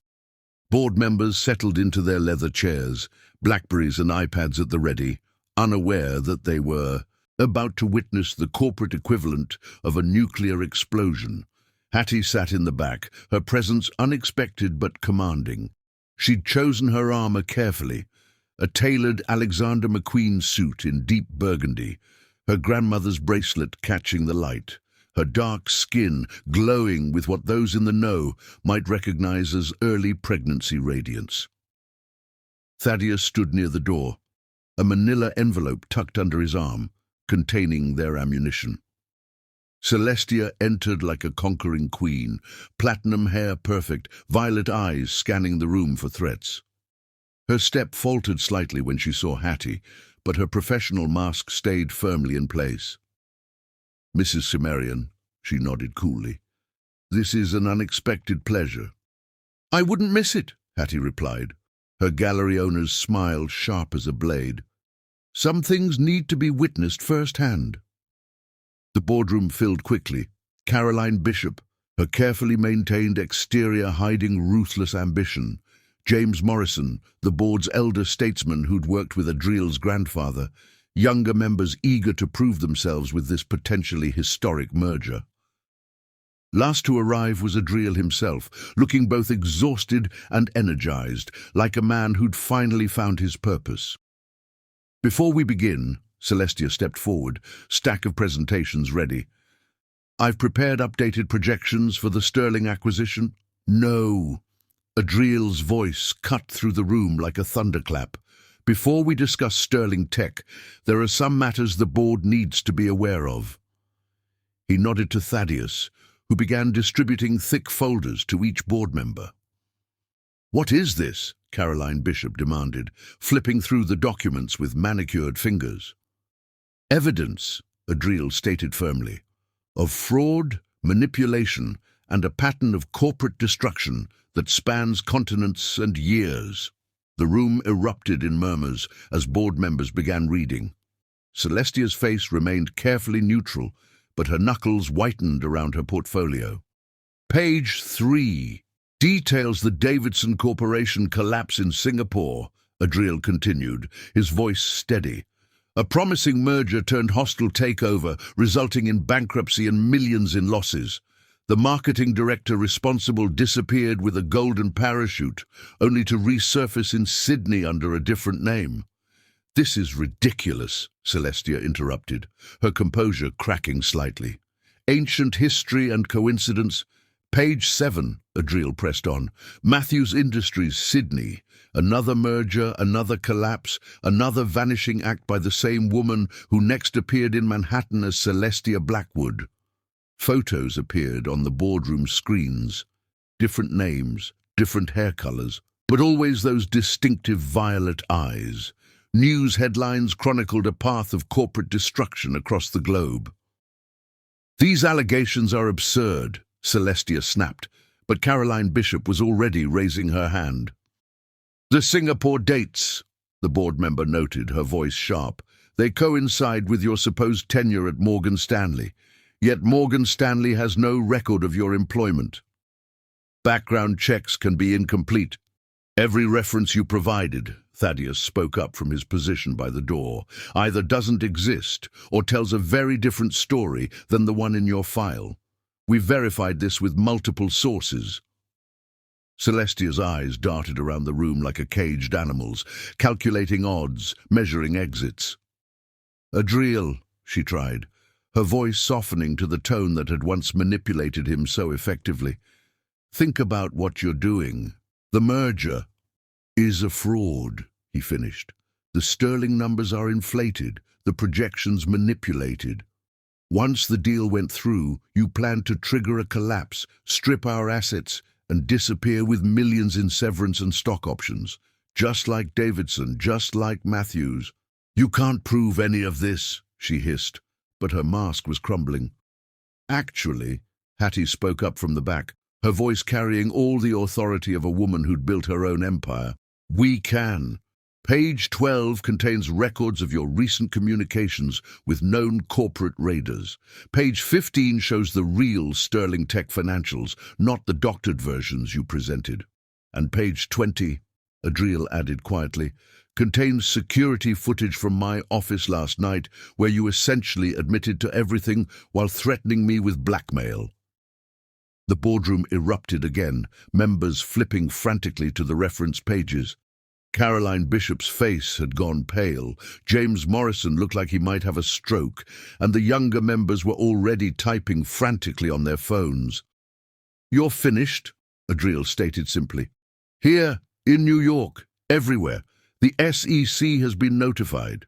Interpol is very interested in your previous activities. It's over, Celestia, or whatever your real name is." She laughed then, a cold sound devoid of humor. "You're destroying yourself too. You realize, once this gets out, your reputation is less important than doing what's right," he interrupted. "I've already submitted my resignation to the board. After we clean up this mess, they can decide if they want to reinstate me." "A bit dramatic, don't you think?" she sneered, but her eyes kept darting to the exits. "Not nearly dramatic enough." Hattie rose, commanding attention without effort. "You didn't just try to destroy a company. You tried to destroy a legacy. 3 generations of ethical business practices, of community investment, of actual human values, all so you could what? Add another 0 to your offshore accounts?" "Business is business," Celestia snapped. "Sentiment is for the weak." "No!" Hattie's voice was steel wrapped in silk. "Sentiment is for those strong enough to care about more than themselves. Something you clearly wouldn't understand." Security appeared at the boardroom doors. Not regular building security, but federal agents. Celestia's composure finally shattered completely. "You can't do this," she snarled, backing away from the approaching agents. "I have rights. I have lawyers." "You have fraud charges in 3 countries, one agent corrected, producing handcuffs. "Ms. Blackwood or Ms. Chen or Ms. Roberts, we have quite a collection of names for you. You're under arrest." The board watched in stunned silence as Celestia was led away, her perfect facade crumbling into snarled threats and desperate denials. Caroline Bishop looked like she might faint. James Morrison was already on the phone with their crisis management team. "The press is gathering downstairs," Thaddeus reported quietly. "Word's getting out." Adriel nodded, accepting this as part of the price. He turned to face the board, his father's ring heavy on his finger. "I've prepared a full statement taking responsibility for my part in this. The company's reputation can survive one man's poor judgment. It cannot survive systemic fraud." "And Sterling Tech," Caroline demanded, still processing the morning's revelations. "Will be relieved to learn they've dodged a bullet," Hattie answered from the back. "Their CEO is already working with investigators. Turns out he suspected something wasn't right but couldn't prove it." The next hour passed in a blur of motions and votes. The merger was unanimously rejected. Adriel's resignation was accepted, then immediately countered with a proposal for a temporary leave of absence instead. Crisis teams were mobilized, press statements crafted, damage control initiated. Through it all, Hattie remained in her seat, watching the corporate drama unfold with the same eyes she used to evaluate art, seeing layers, meanings, the interplay of light and shadow in human nature. Finally, as the boardroom emptied and the storm clouds outside began to break, she found herself alone with Adriel and Thaddeus. "That," Thaddeus observed dryly, "was either the bravest or craziest thing I've ever seen." "Sometimes they're the same thing," Hattie replied, one hand unconsciously moving to her stomach. The future of Sumerian industries might be uncertain, but at least their child would inherit a legacy of truth rather than lies. "Thank you," Adriel said quietly, "both of you, for helping me fix this before it was too late." "Don't thank us yet," Thaddeus warned. "The press will be brutal. The legal implications alone will be handled," Hattie interrupted. "One day at a time. Right now I need to get back to my gallery. We have a new exhibition to prepare." She stood to leave, but Adriel's voice stopped her. "Hattie, the baby, will you let me know? About appointments and things?" She studied him for a long moment, this man she'd loved, lost, and maybe not quite forgiven, but who had finally chosen integrity over ease. "Yes," she said finally, "you've earned that much today." As she left the boardroom, the sun finally broke through the clouds, sending shafts of light through the windows like nature's own spotlight on the drama that had just unfolded. Behind her, 2 men watched her go. One who had betrayed her trust but found his conscience, one who had helped her maintain her strength through the storm. Manhattan spread out below, indifferent to personal dramas, but somehow different in the aftermath of truth exposed. Somewhere in the city, federal agents were processing Celestia's arrest. Somewhere, reporters were crafting headlines about corporate intrigue and redemption. And somewhere, growing safely beneath her heart, a new life waited to inherit whatever world they would build from the ashes of this day. Chapter 10. Labor and Truth. The contractions started during a gallery opening. Hattie was mid-conversation with a prominent collector when the first real pain hit, causing her to grip the edge of a nearby sculpture pedestal. Maya noticed immediately, her assistant's intuition as sharp as ever. "Should I call the doctor?" Maya whispered, materializing at her side. "Not yet," Hattie breathed through the discomfort. "Let me finish with the Rothko collector first." But her daughter had other plans. 3 minutes later, another contraction gripped her, stronger this time. Her grandmother's bracelet clinked against the pedestal as she steadied herself, the sound a reminder of generations of strong women who'd gone through this before her. "I'm calling Adriel," Maya decided, already pulling out her phone. The past months had settled into an uneasy rhythm. After Celestia's arrest and the corporate drama that followed, Adriel had kept his word about wanting to be involved. He'd attended every doctor's appointment, helped prepare the nursery in Hattie's new townhouse, even sat through birthing classes with appropriate awkwardness. Their interactions were cordial, focused on their child rather than their broken marriage. The drive to Mount Sinai Hospital was a blur of increasing contractions and Manhattan traffic. Adriel met them at the entrance, his face showing the same mix of terror and excitement she remembered from their last ultrasound. "I've got her from here," he told Maya, offering Hattie his arm. The gesture was both familiar and strange, like muscle memory of a dance they'd once known by heart. Dr. Reynolds was waiting in labor and delivery, her calm presence a counterpoint to the mounting tension. 8 centimeters already, she announced after examining Hattie. "This little one's in a hurry." "Takes after her mother," Thaddeus commented from the doorway. He'd arrived moments after them, bearing her hospital bag and a lifetime of friendship's privileges. Another contraction seized her, stronger than before. Hattie gripped the bed rails, her dark skin gleaming with exertion. Without thinking, Adriel offered his hand. She took it, their first real physical contact in months. "We were both blind," she gasped between breaths. "Me to the problems in our marriage, you to her manipulation. But we can't." Another contraction hit. "We can't build a future on past blame." Adriel pressed his forehead to their joined hands. "I don't deserve your forgiveness." "This isn't about deserving," she panted, surprising herself with the truth spilling out between contractions. "It's about choosing. Every day we choose who we want to be." Her voice caught as another wave of pain crashed over her. "For her sake, we have to choose better." The next hour was a symphony of pain, encouragement, and mounting anticipation. Nurses moved efficiently around them, monitors beeped their steady rhythms, and outside the window, Manhattan continued its endless dance of lights and shadows.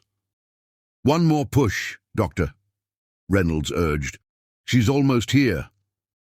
Hattie bore down with all her strength, crushing Adriel's hand, her grandmother's bracelet cool against their joined fingers. The world narrowed to this single moment of creation. "It's a girl," Dr. Reynolds announced as their daughter's first cry pierced the air. "Perfect APGAR scores." They placed the baby on Hattie's chest, tiny, perfect, and absolutely herself. Her skin was a beautiful blend of her parents', her hair a cap of dark curls, her tiny fists already punching the air in declaration of her presence. "Lyra," Hattie whispered, remembering the night years ago when they'd chosen the name. They'd been stargazing on their penthouse terrace, dreaming of future children and pointing out constellations. "Lyra Evangeline Cimmerian," Adriel completed softly. They'd discussed names during her pregnancy, but this was the first time he'd said their daughter's full name aloud.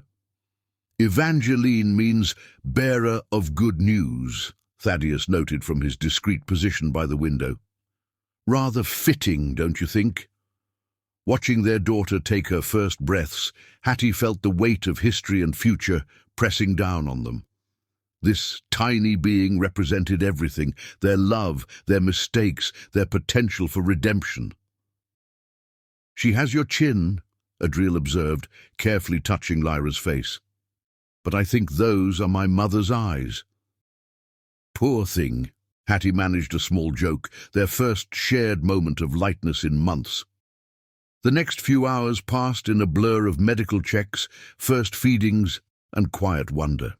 Nurses came and went, family members sent excited texts, and outside their hospital room, the world adjusted to having one more soul in it. As twilight painted the Manhattan skyline in shades of purple and gold, Hattie found herself alone with Adriel and their daughter. Thaddeus had gone to check on the gallery, Maya was handling calls and messages, and the medical staff had given them space for these precious first hours. "I've been thinking," Adriel said quietly, watching Lyra sleep in her clear hospital bassinet, "about what you said during labor, about choices." Hattie adjusted herself in the bed, still sore but feeling stronger by the hour. "Pain has a way of bringing out truth.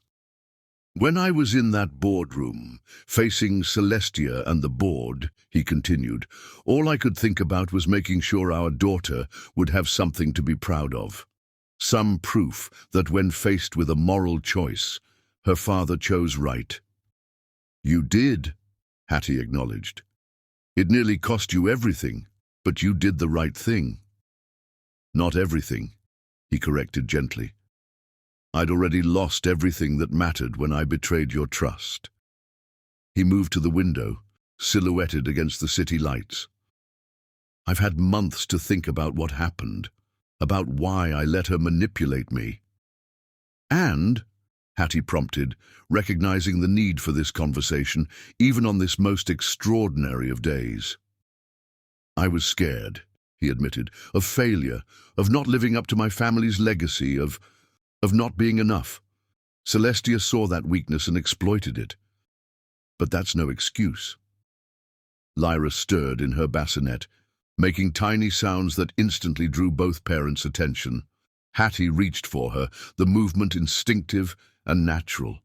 Adriel helped settle their daughter in her arms, their hands brushing in the process. "I'm not asking for reconciliation," he said carefully. "I know I destroyed that possibility, but for her sake, I'm asking for a chance to prove myself, to be the father she deserves, and maybe someday earn back at least your respect." Hattie studied their daughter's face, seeing both of them reflected in her delicate features. "Respect isn't given or earned once," she said finally.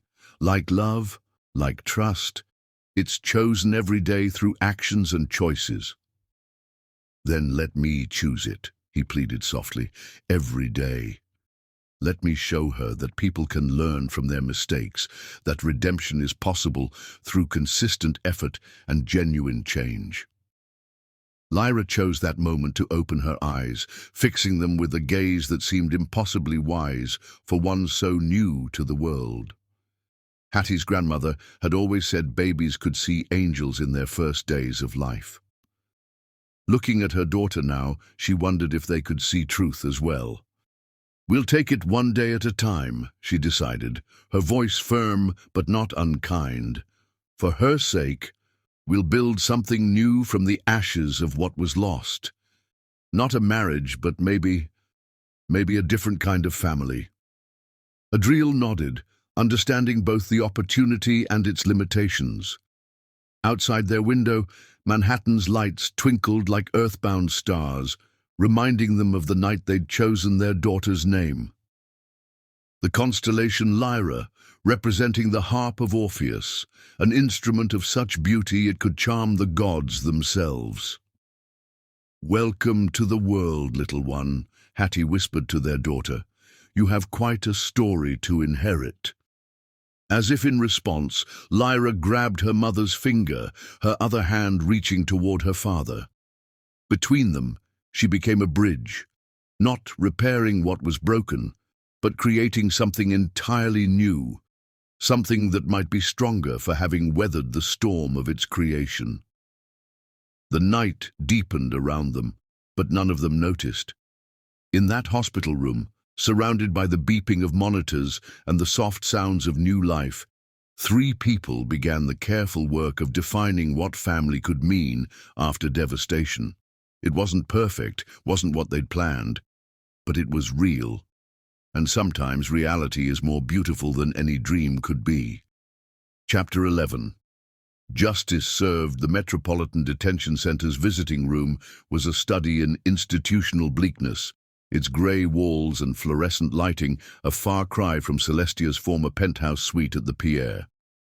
3 months after her arrest, her platinum hair had grown out to reveal darker roots, and her signature violet contacts were gone, leaving behind unremarkable brown eyes that burned with carefully contained rage.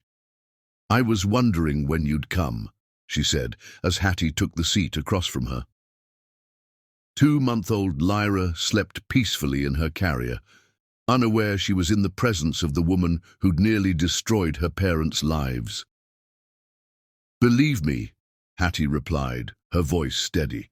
"This isn't a social call. Your lawyers have been making threats. I thought it was time we had a conversation." Celestia's eyes flickered to the sleeping baby, calculation evident in her gaze. Beautiful child. She has Adriel's eyes, don't you think? Such a shame she'll grow up in the shadow of scandal. "Is that your plan?" Hattie's laugh was cold. "Threaten my daughter's future? You really don't know when to stop, do you?" The former executive leaned forward, her prison jumpsuit a jarring contrast to her still perfect posture. "I know things, Hattie. Things about Adriel, about the company, about deals made in dark corners. One phone call to the right reporter." "Go ahead," Hattie interrupted, pulling out a thick folder. "But first let me share what I know about Regina Chen, Sarah Blackwood, Maria Roberts, just a few of the names you've used while destroying companies. And lives across 3 continents. Celestia's mask slipped slightly. "You can't prove—" "Actually, we can. Your arrest made quite a splash in international financial circles. People started coming forward. Former victims, witnesses, even a few accomplices eager to make deals." Hattie laid out photographs one by one. "Singapore, Sydney, now New York. Did you really think you could run forever?" "I'm already under arrest," Celestia shrugged, but her eyes kept darting to the evidence before her. "What more can you do?" "Oh, this isn't about what we can do. It's about what's already been done." Hattie pulled out her phone, pulling up a news alert. "The Singapore authorities are formally requesting extradition. Seems they're very interested in discussing the Davidson collapse with you. And Sydney? They're next in line." For the first time, real fear flickered across Celestia's face. "You're bluffing. You should know better than that. I'm a gallery owner. I deal in authenticity for a living." Hattie's smile was sharp as a blade. "Every document here has been verified. Every witness statement corroborated. Your entire house of cards is falling, and this time there's no golden parachute waiting." Lyra stirred in her carrier, making tiny sounds that immediately drew Hattie's attention. As she soothed her daughter, Celestia watched with barely concealed envy. "You think you've won, don't you?" the prisoner sneered. "The perfect family portrait, successful gallery owner, reformed husband, beautiful baby. But we both know Adriel. He'll stray again. Men like him always do." "That's where you're wrong," Hattie replied, lifting Lyra into her arms. "You see, you never really understood Adriel. You saw his ambition, his fears, his weaknesses, but you missed his capacity for growth, for redemption." "Redemption?" Celestia scoffed. "He betrayed you, destroyed your marriage, and now what? All is forgiven because he helped take me down." "Nothing is forgiven," Hattie corrected, "but everything is understood. That's the difference between love and manipulation, Celestia. Love sees the whole person, flaws, failures, and the potential for change. Manipulation only sees opportunities for exploitation." The baby gurgled, reaching for her mother's bracelet with perfect infant focus. The gold caught the harsh fluorescent light, a reminder of generations of strong women who'd faced down their own demons. "Here's what's going to happen," Hattie continued, her voice taking on the authority she usually reserved for major gallery negotiations. "You're going to tell your lawyers to back off. No more threats, no more schemes. In return, we won't actively push for your extradition to Singapore or Sydney. And if I refuse, then we'll make sure every financial regulator, every prosecutor, and every journalist in 3 countries knows exactly where to find you. Your choice." Celestia studied them. Mother and child, power and potential, everything she'd tried to destroy and failed to understand. You've changed, she observed. Motherhood has made you harder. No, Hattie corrected. Motherhood has made me clearer. About what matters, what's worth fighting for, and what's better left in the past. A guard approached, signaling the end of visiting hours. Hattie stood, settling Lyra back in her carrier with practiced ease. One last thing, she said, pausing before leaving. The company you tried to destroy, it's thriving. The gallery you thought would fail without Adriel's connections. Just opened a second location in Chelsea. And the marriage you worked so hard to break. It gave us something more valuable than you could ever understand, a reason to be better than our worst mistakes. Celestia's facade finally cracked completely. This isn't over, she hissed. I still have contacts, resources. No, Hattie cut her off. You have a cell, a jumpsuit, and a choice. Make the right one, or we'll make it for you. Outside the detention center, Thaddeus waited with the car. How did she take it? About as well as you'd expect, Hattie replied, carefully securing Lyra's carrier. Have the lawyers ready with those Singapore documents, just in case. Already done. And Adriel. Meeting us at the gallery.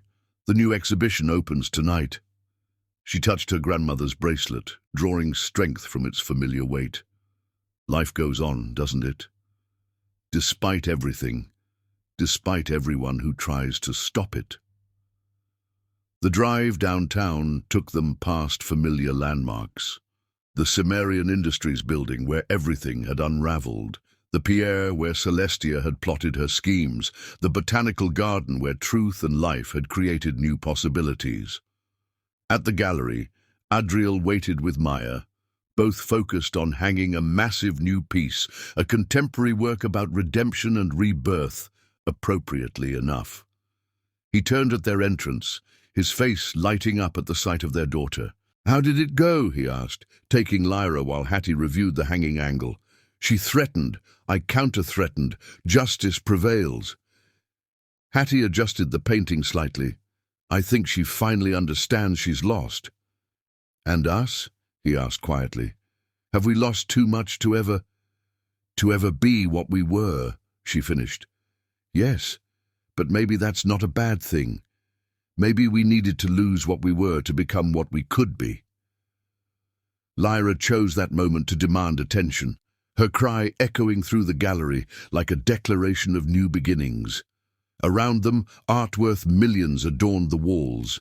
Beauty born from chaos, meaning emerging from confusion, value created through transformation.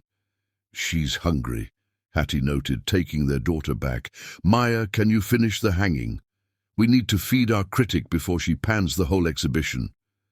As they moved to her office, Adriel touched her arm gently. Thank you, he said simply, for facing her, for protecting our family, for everything. Don't thank me yet, she smiled. We still have a long way to go, but at least now we're walking in the same direction. Outside the gallery windows, Manhattan continued its eternal dance of light and shadow, indifferent to personal dramas, but somehow richer for having witnessed this one. Somewhere in a detention center uptown, a woman who'd built her life on destruction faced the consequences of her choices. And here, in this space dedicated to beauty and truth, a family continued the delicate work of building something new from the ashes of what was lost. Lyra's soft nursing sounds filled the quiet office, a reminder that life's greatest victories often come not in dramatic confrontations, but in simple moments of connection and care. Hattie touched her grandmother's bracelet, silently thanking the strong women who taught her how to fight, how to forgive, and most importantly, how to choose what's worth saving. Above them, the new exhibition's centerpiece caught the afternoon light, a phoenix rising from flames, its wings spread wide enough to embrace both destruction and renewal.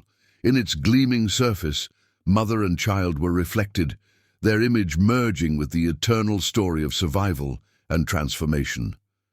And somewhere in their reflection, if you looked closely enough, you might see the future taking shape, not perfect, not unbroken, but real and rich with possibility. Chapter 12. New Foundations. 1 year later, Manhattan's spring sunshine poured through the stained-glass windows of St. Patrick's Cathedral, casting rainbow patterns across the gathered congregation. This wasn't their first wedding. That one had been at the plaza, all society expectations and inherited traditions.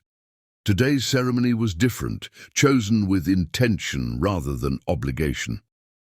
Hattie stood before the vintage mirror in the cathedral's bridal room, her custom Vera Wang gown a masterpiece of modern elegance against her dark skin. This dress wasn't traditional white, but a warm ivory that complemented her complexion perfectly. Her grandmother's bracelet caught the light as she adjusted her bouquet, white roses and blue hydrangeas, Lyra's favorite flowers to grab at.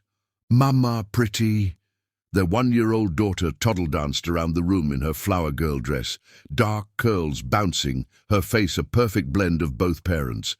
Maya chased after her with a tiny flower crown, while Thaddeus watched from the doorway with barely concealed emotion. "Your father would be so proud," he said softly, remembering the distinguished Jamaican businessman who'd passed away just months before Lyra's birth. Both of them would be. Hattie touched the pendant at her throat, her mother's favorite piece, worn at her own wedding decades ago. "They're here," she said quietly, in every choice that led to this moment. The past year had been a journey of reconstruction, professional, personal, and emotional. Cimmerian Industries had not just survived, but thrived under new leadership, with Adriel taking a more focused role that left time for family. Hattie's gallery empire had expanded to 3 locations, her eye for emerging talent sharper than ever. And their relationship. "Hattie," Adriel's voice came through the door, accompanied by Lyra's excited "Dada." "It's bad luck to see the bride," Maya called out, finally capturing their squirming daughter. "I think we've had all the bad luck we're due," Hattie smiled. "Come in." Adriel entered, looking distinguished in his tuxedo, but with eyes only for their daughter. Lyra launched herself at him with perfect trust, flower crown askew. "I know this isn't traditional," he said, settling Lyra on his hip. "But I needed to tell you something, before we do this again." Thaddeus and Maya discreetly stepped out, leaving the small family alone in the sunlit room. Hattie turned from the mirror, a vision of grace and strength that made Adriel's breath catch. "This isn't about tradition," she replied. "It's about choice, about knowing exactly what we're choosing this time." "That's just it." He stepped closer, Lyra playing with his bow tie. "I want you to know that I choose this, choose us, with complete understanding. Not because of our history, not because of Lyra, but because this year has shown me who you really are, who we can be together." Hattie touched her grandmother's bracelet, its familiar weight grounding her. "We're not the same people who stood at the plaza 10 years ago." "Thank God for that," he smiled. "Those people were in love with an idea of marriage. We're in love with the reality, scars, struggles, and all."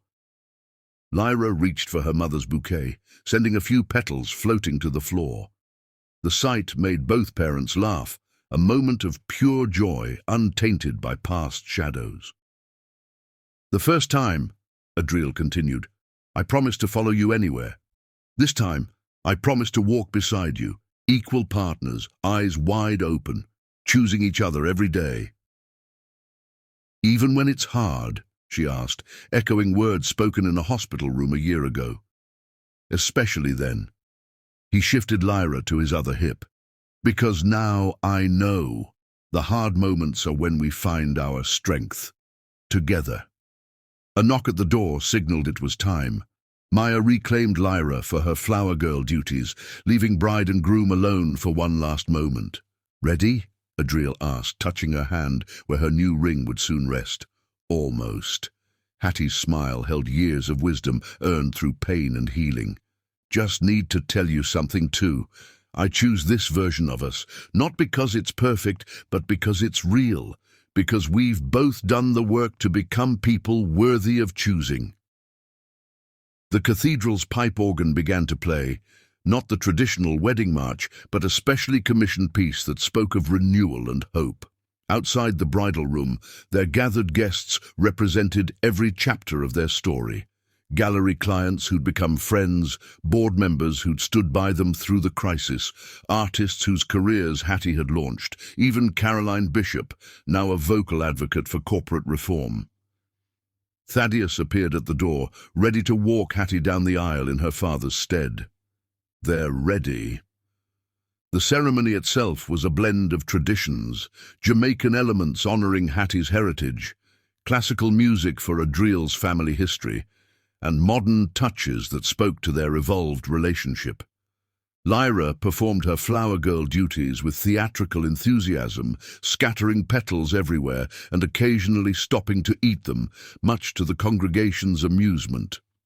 When it came time for vows, they'd chosen to write their own, not flowery declarations of eternal love, but honest promises grounded in hard-won wisdom.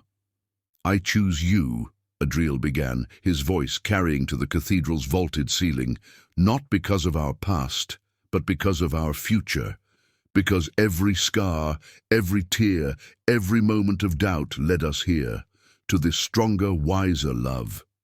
Hattie's response came with equal conviction. "I choose us. Every day, every moment, even when it's hard, especially when it's hard, because now I know that love isn't about perfect moments. It's about choosing to face the imperfect ones together." Lyra, not content to be excluded, chose that moment to escape Maya's grasp and run to her parents. Instead of trying to maintain ceremony, they simply incorporated her into their circle, her tiny hands joining theirs as the rings were exchanged. The rings themselves were new. The old ones carried too many memories. These were custom designed, incorporating elements of Hattie's gallery logo and the Cimmerian family crest, but with a modern twist that spoke of new beginnings. "By the power vested in me," the priest intoned, "I now pronounce you." But before he could finish, Lyra's voice rang out, "Kiss, kiss like princess." The cathedral erupted in laughter, the solemnity of the moment transformed by a toddler's pure joy. Adriel and Hattie's first kiss as remarried couple was shared with their daughter between them, not the polished photo opportunity of their first wedding, but something real and radiant and entirely their own. The reception was held at Hattie's newest gallery location, where art worth millions shared space with children's drawings, Lyra's first attempts at following her mother's creative path. The space represented their new balance, success tempered by joy, ambition enriched by love.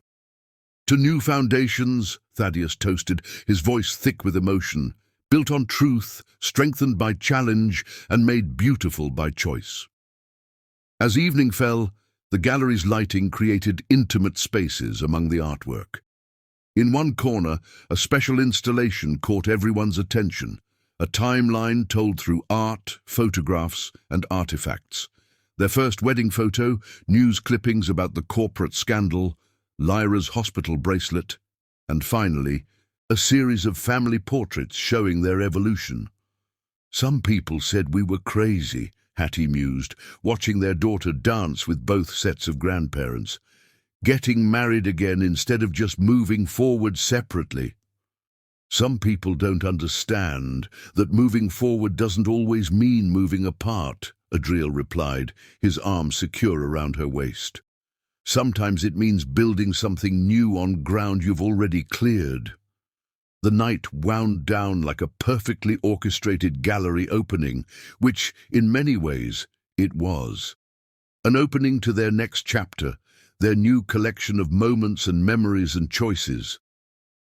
Later, as they prepared to leave for their honeymoon, this time a quiet villa in Jamaica rather than a whirlwind European tour, Lyra fell asleep in Thaddeus's arms, her flower crown still clinging to her curls. She'll be fine, he assured them, seeing Hattie's maternal hesitation. Maya and I have 2 weeks of adventures planned. Go, start your new chapter. In the car, heading toward the airport, Hattie touched her grandmother's bracelet one last time, a gesture that had become both comfort and celebration. Thank you, she said quietly. For what? For becoming someone I could choose again, for doing the work, for understanding that love isn't just a feeling, it's a daily decision. Adriel took her hand, their new rings catching the city lights. Thank you for showing me what real strength looks like, what real love costs, and what it's worth. Manhattan sparkled around them like a constellation of earthbound stars, each light representing stories of loss and discovery, endings and beginnings. Somewhere in that glittering landscape was a hospital room where they'd welcomed Lyra, an office where truth had shattered illusions, a gallery where art and life had taught them about transformation, their city, their story, their choice. And somewhere above, maybe those they'd lost were watching, her parents, his grandfather, all the strong souls who'd helped shape their journey, watching and knowing that sometimes love's greatest victories come not in first blush romance, but in the conscious, considered choice to build something new from wisdom earned and lessons learned. The future stretched before them, not as a straight path, but as a gallery of possibilities, some challenging, some beautiful, all chosen with clear eyes and full hearts, together. Dear readers, love isn't about perfect moments, but about choosing each other daily, especially through imperfect ones. Like Hattie and Adriel's journey shows us, true redemption comes not from never falling, but from how we rise and rebuild. Sometimes life's greatest gifts, like their daughter Lyra, arrive in the midst of our deepest struggles. Trust can be shattered in moments, but rebuilding it with honesty and courage creates something stronger than before. And finally, remember that your past mistakes don't define you. It's the choices you make today, tomorrow, and every day after that shape who you become, with hope and wisdom from Shattered Reflections. Subscribe if you loved.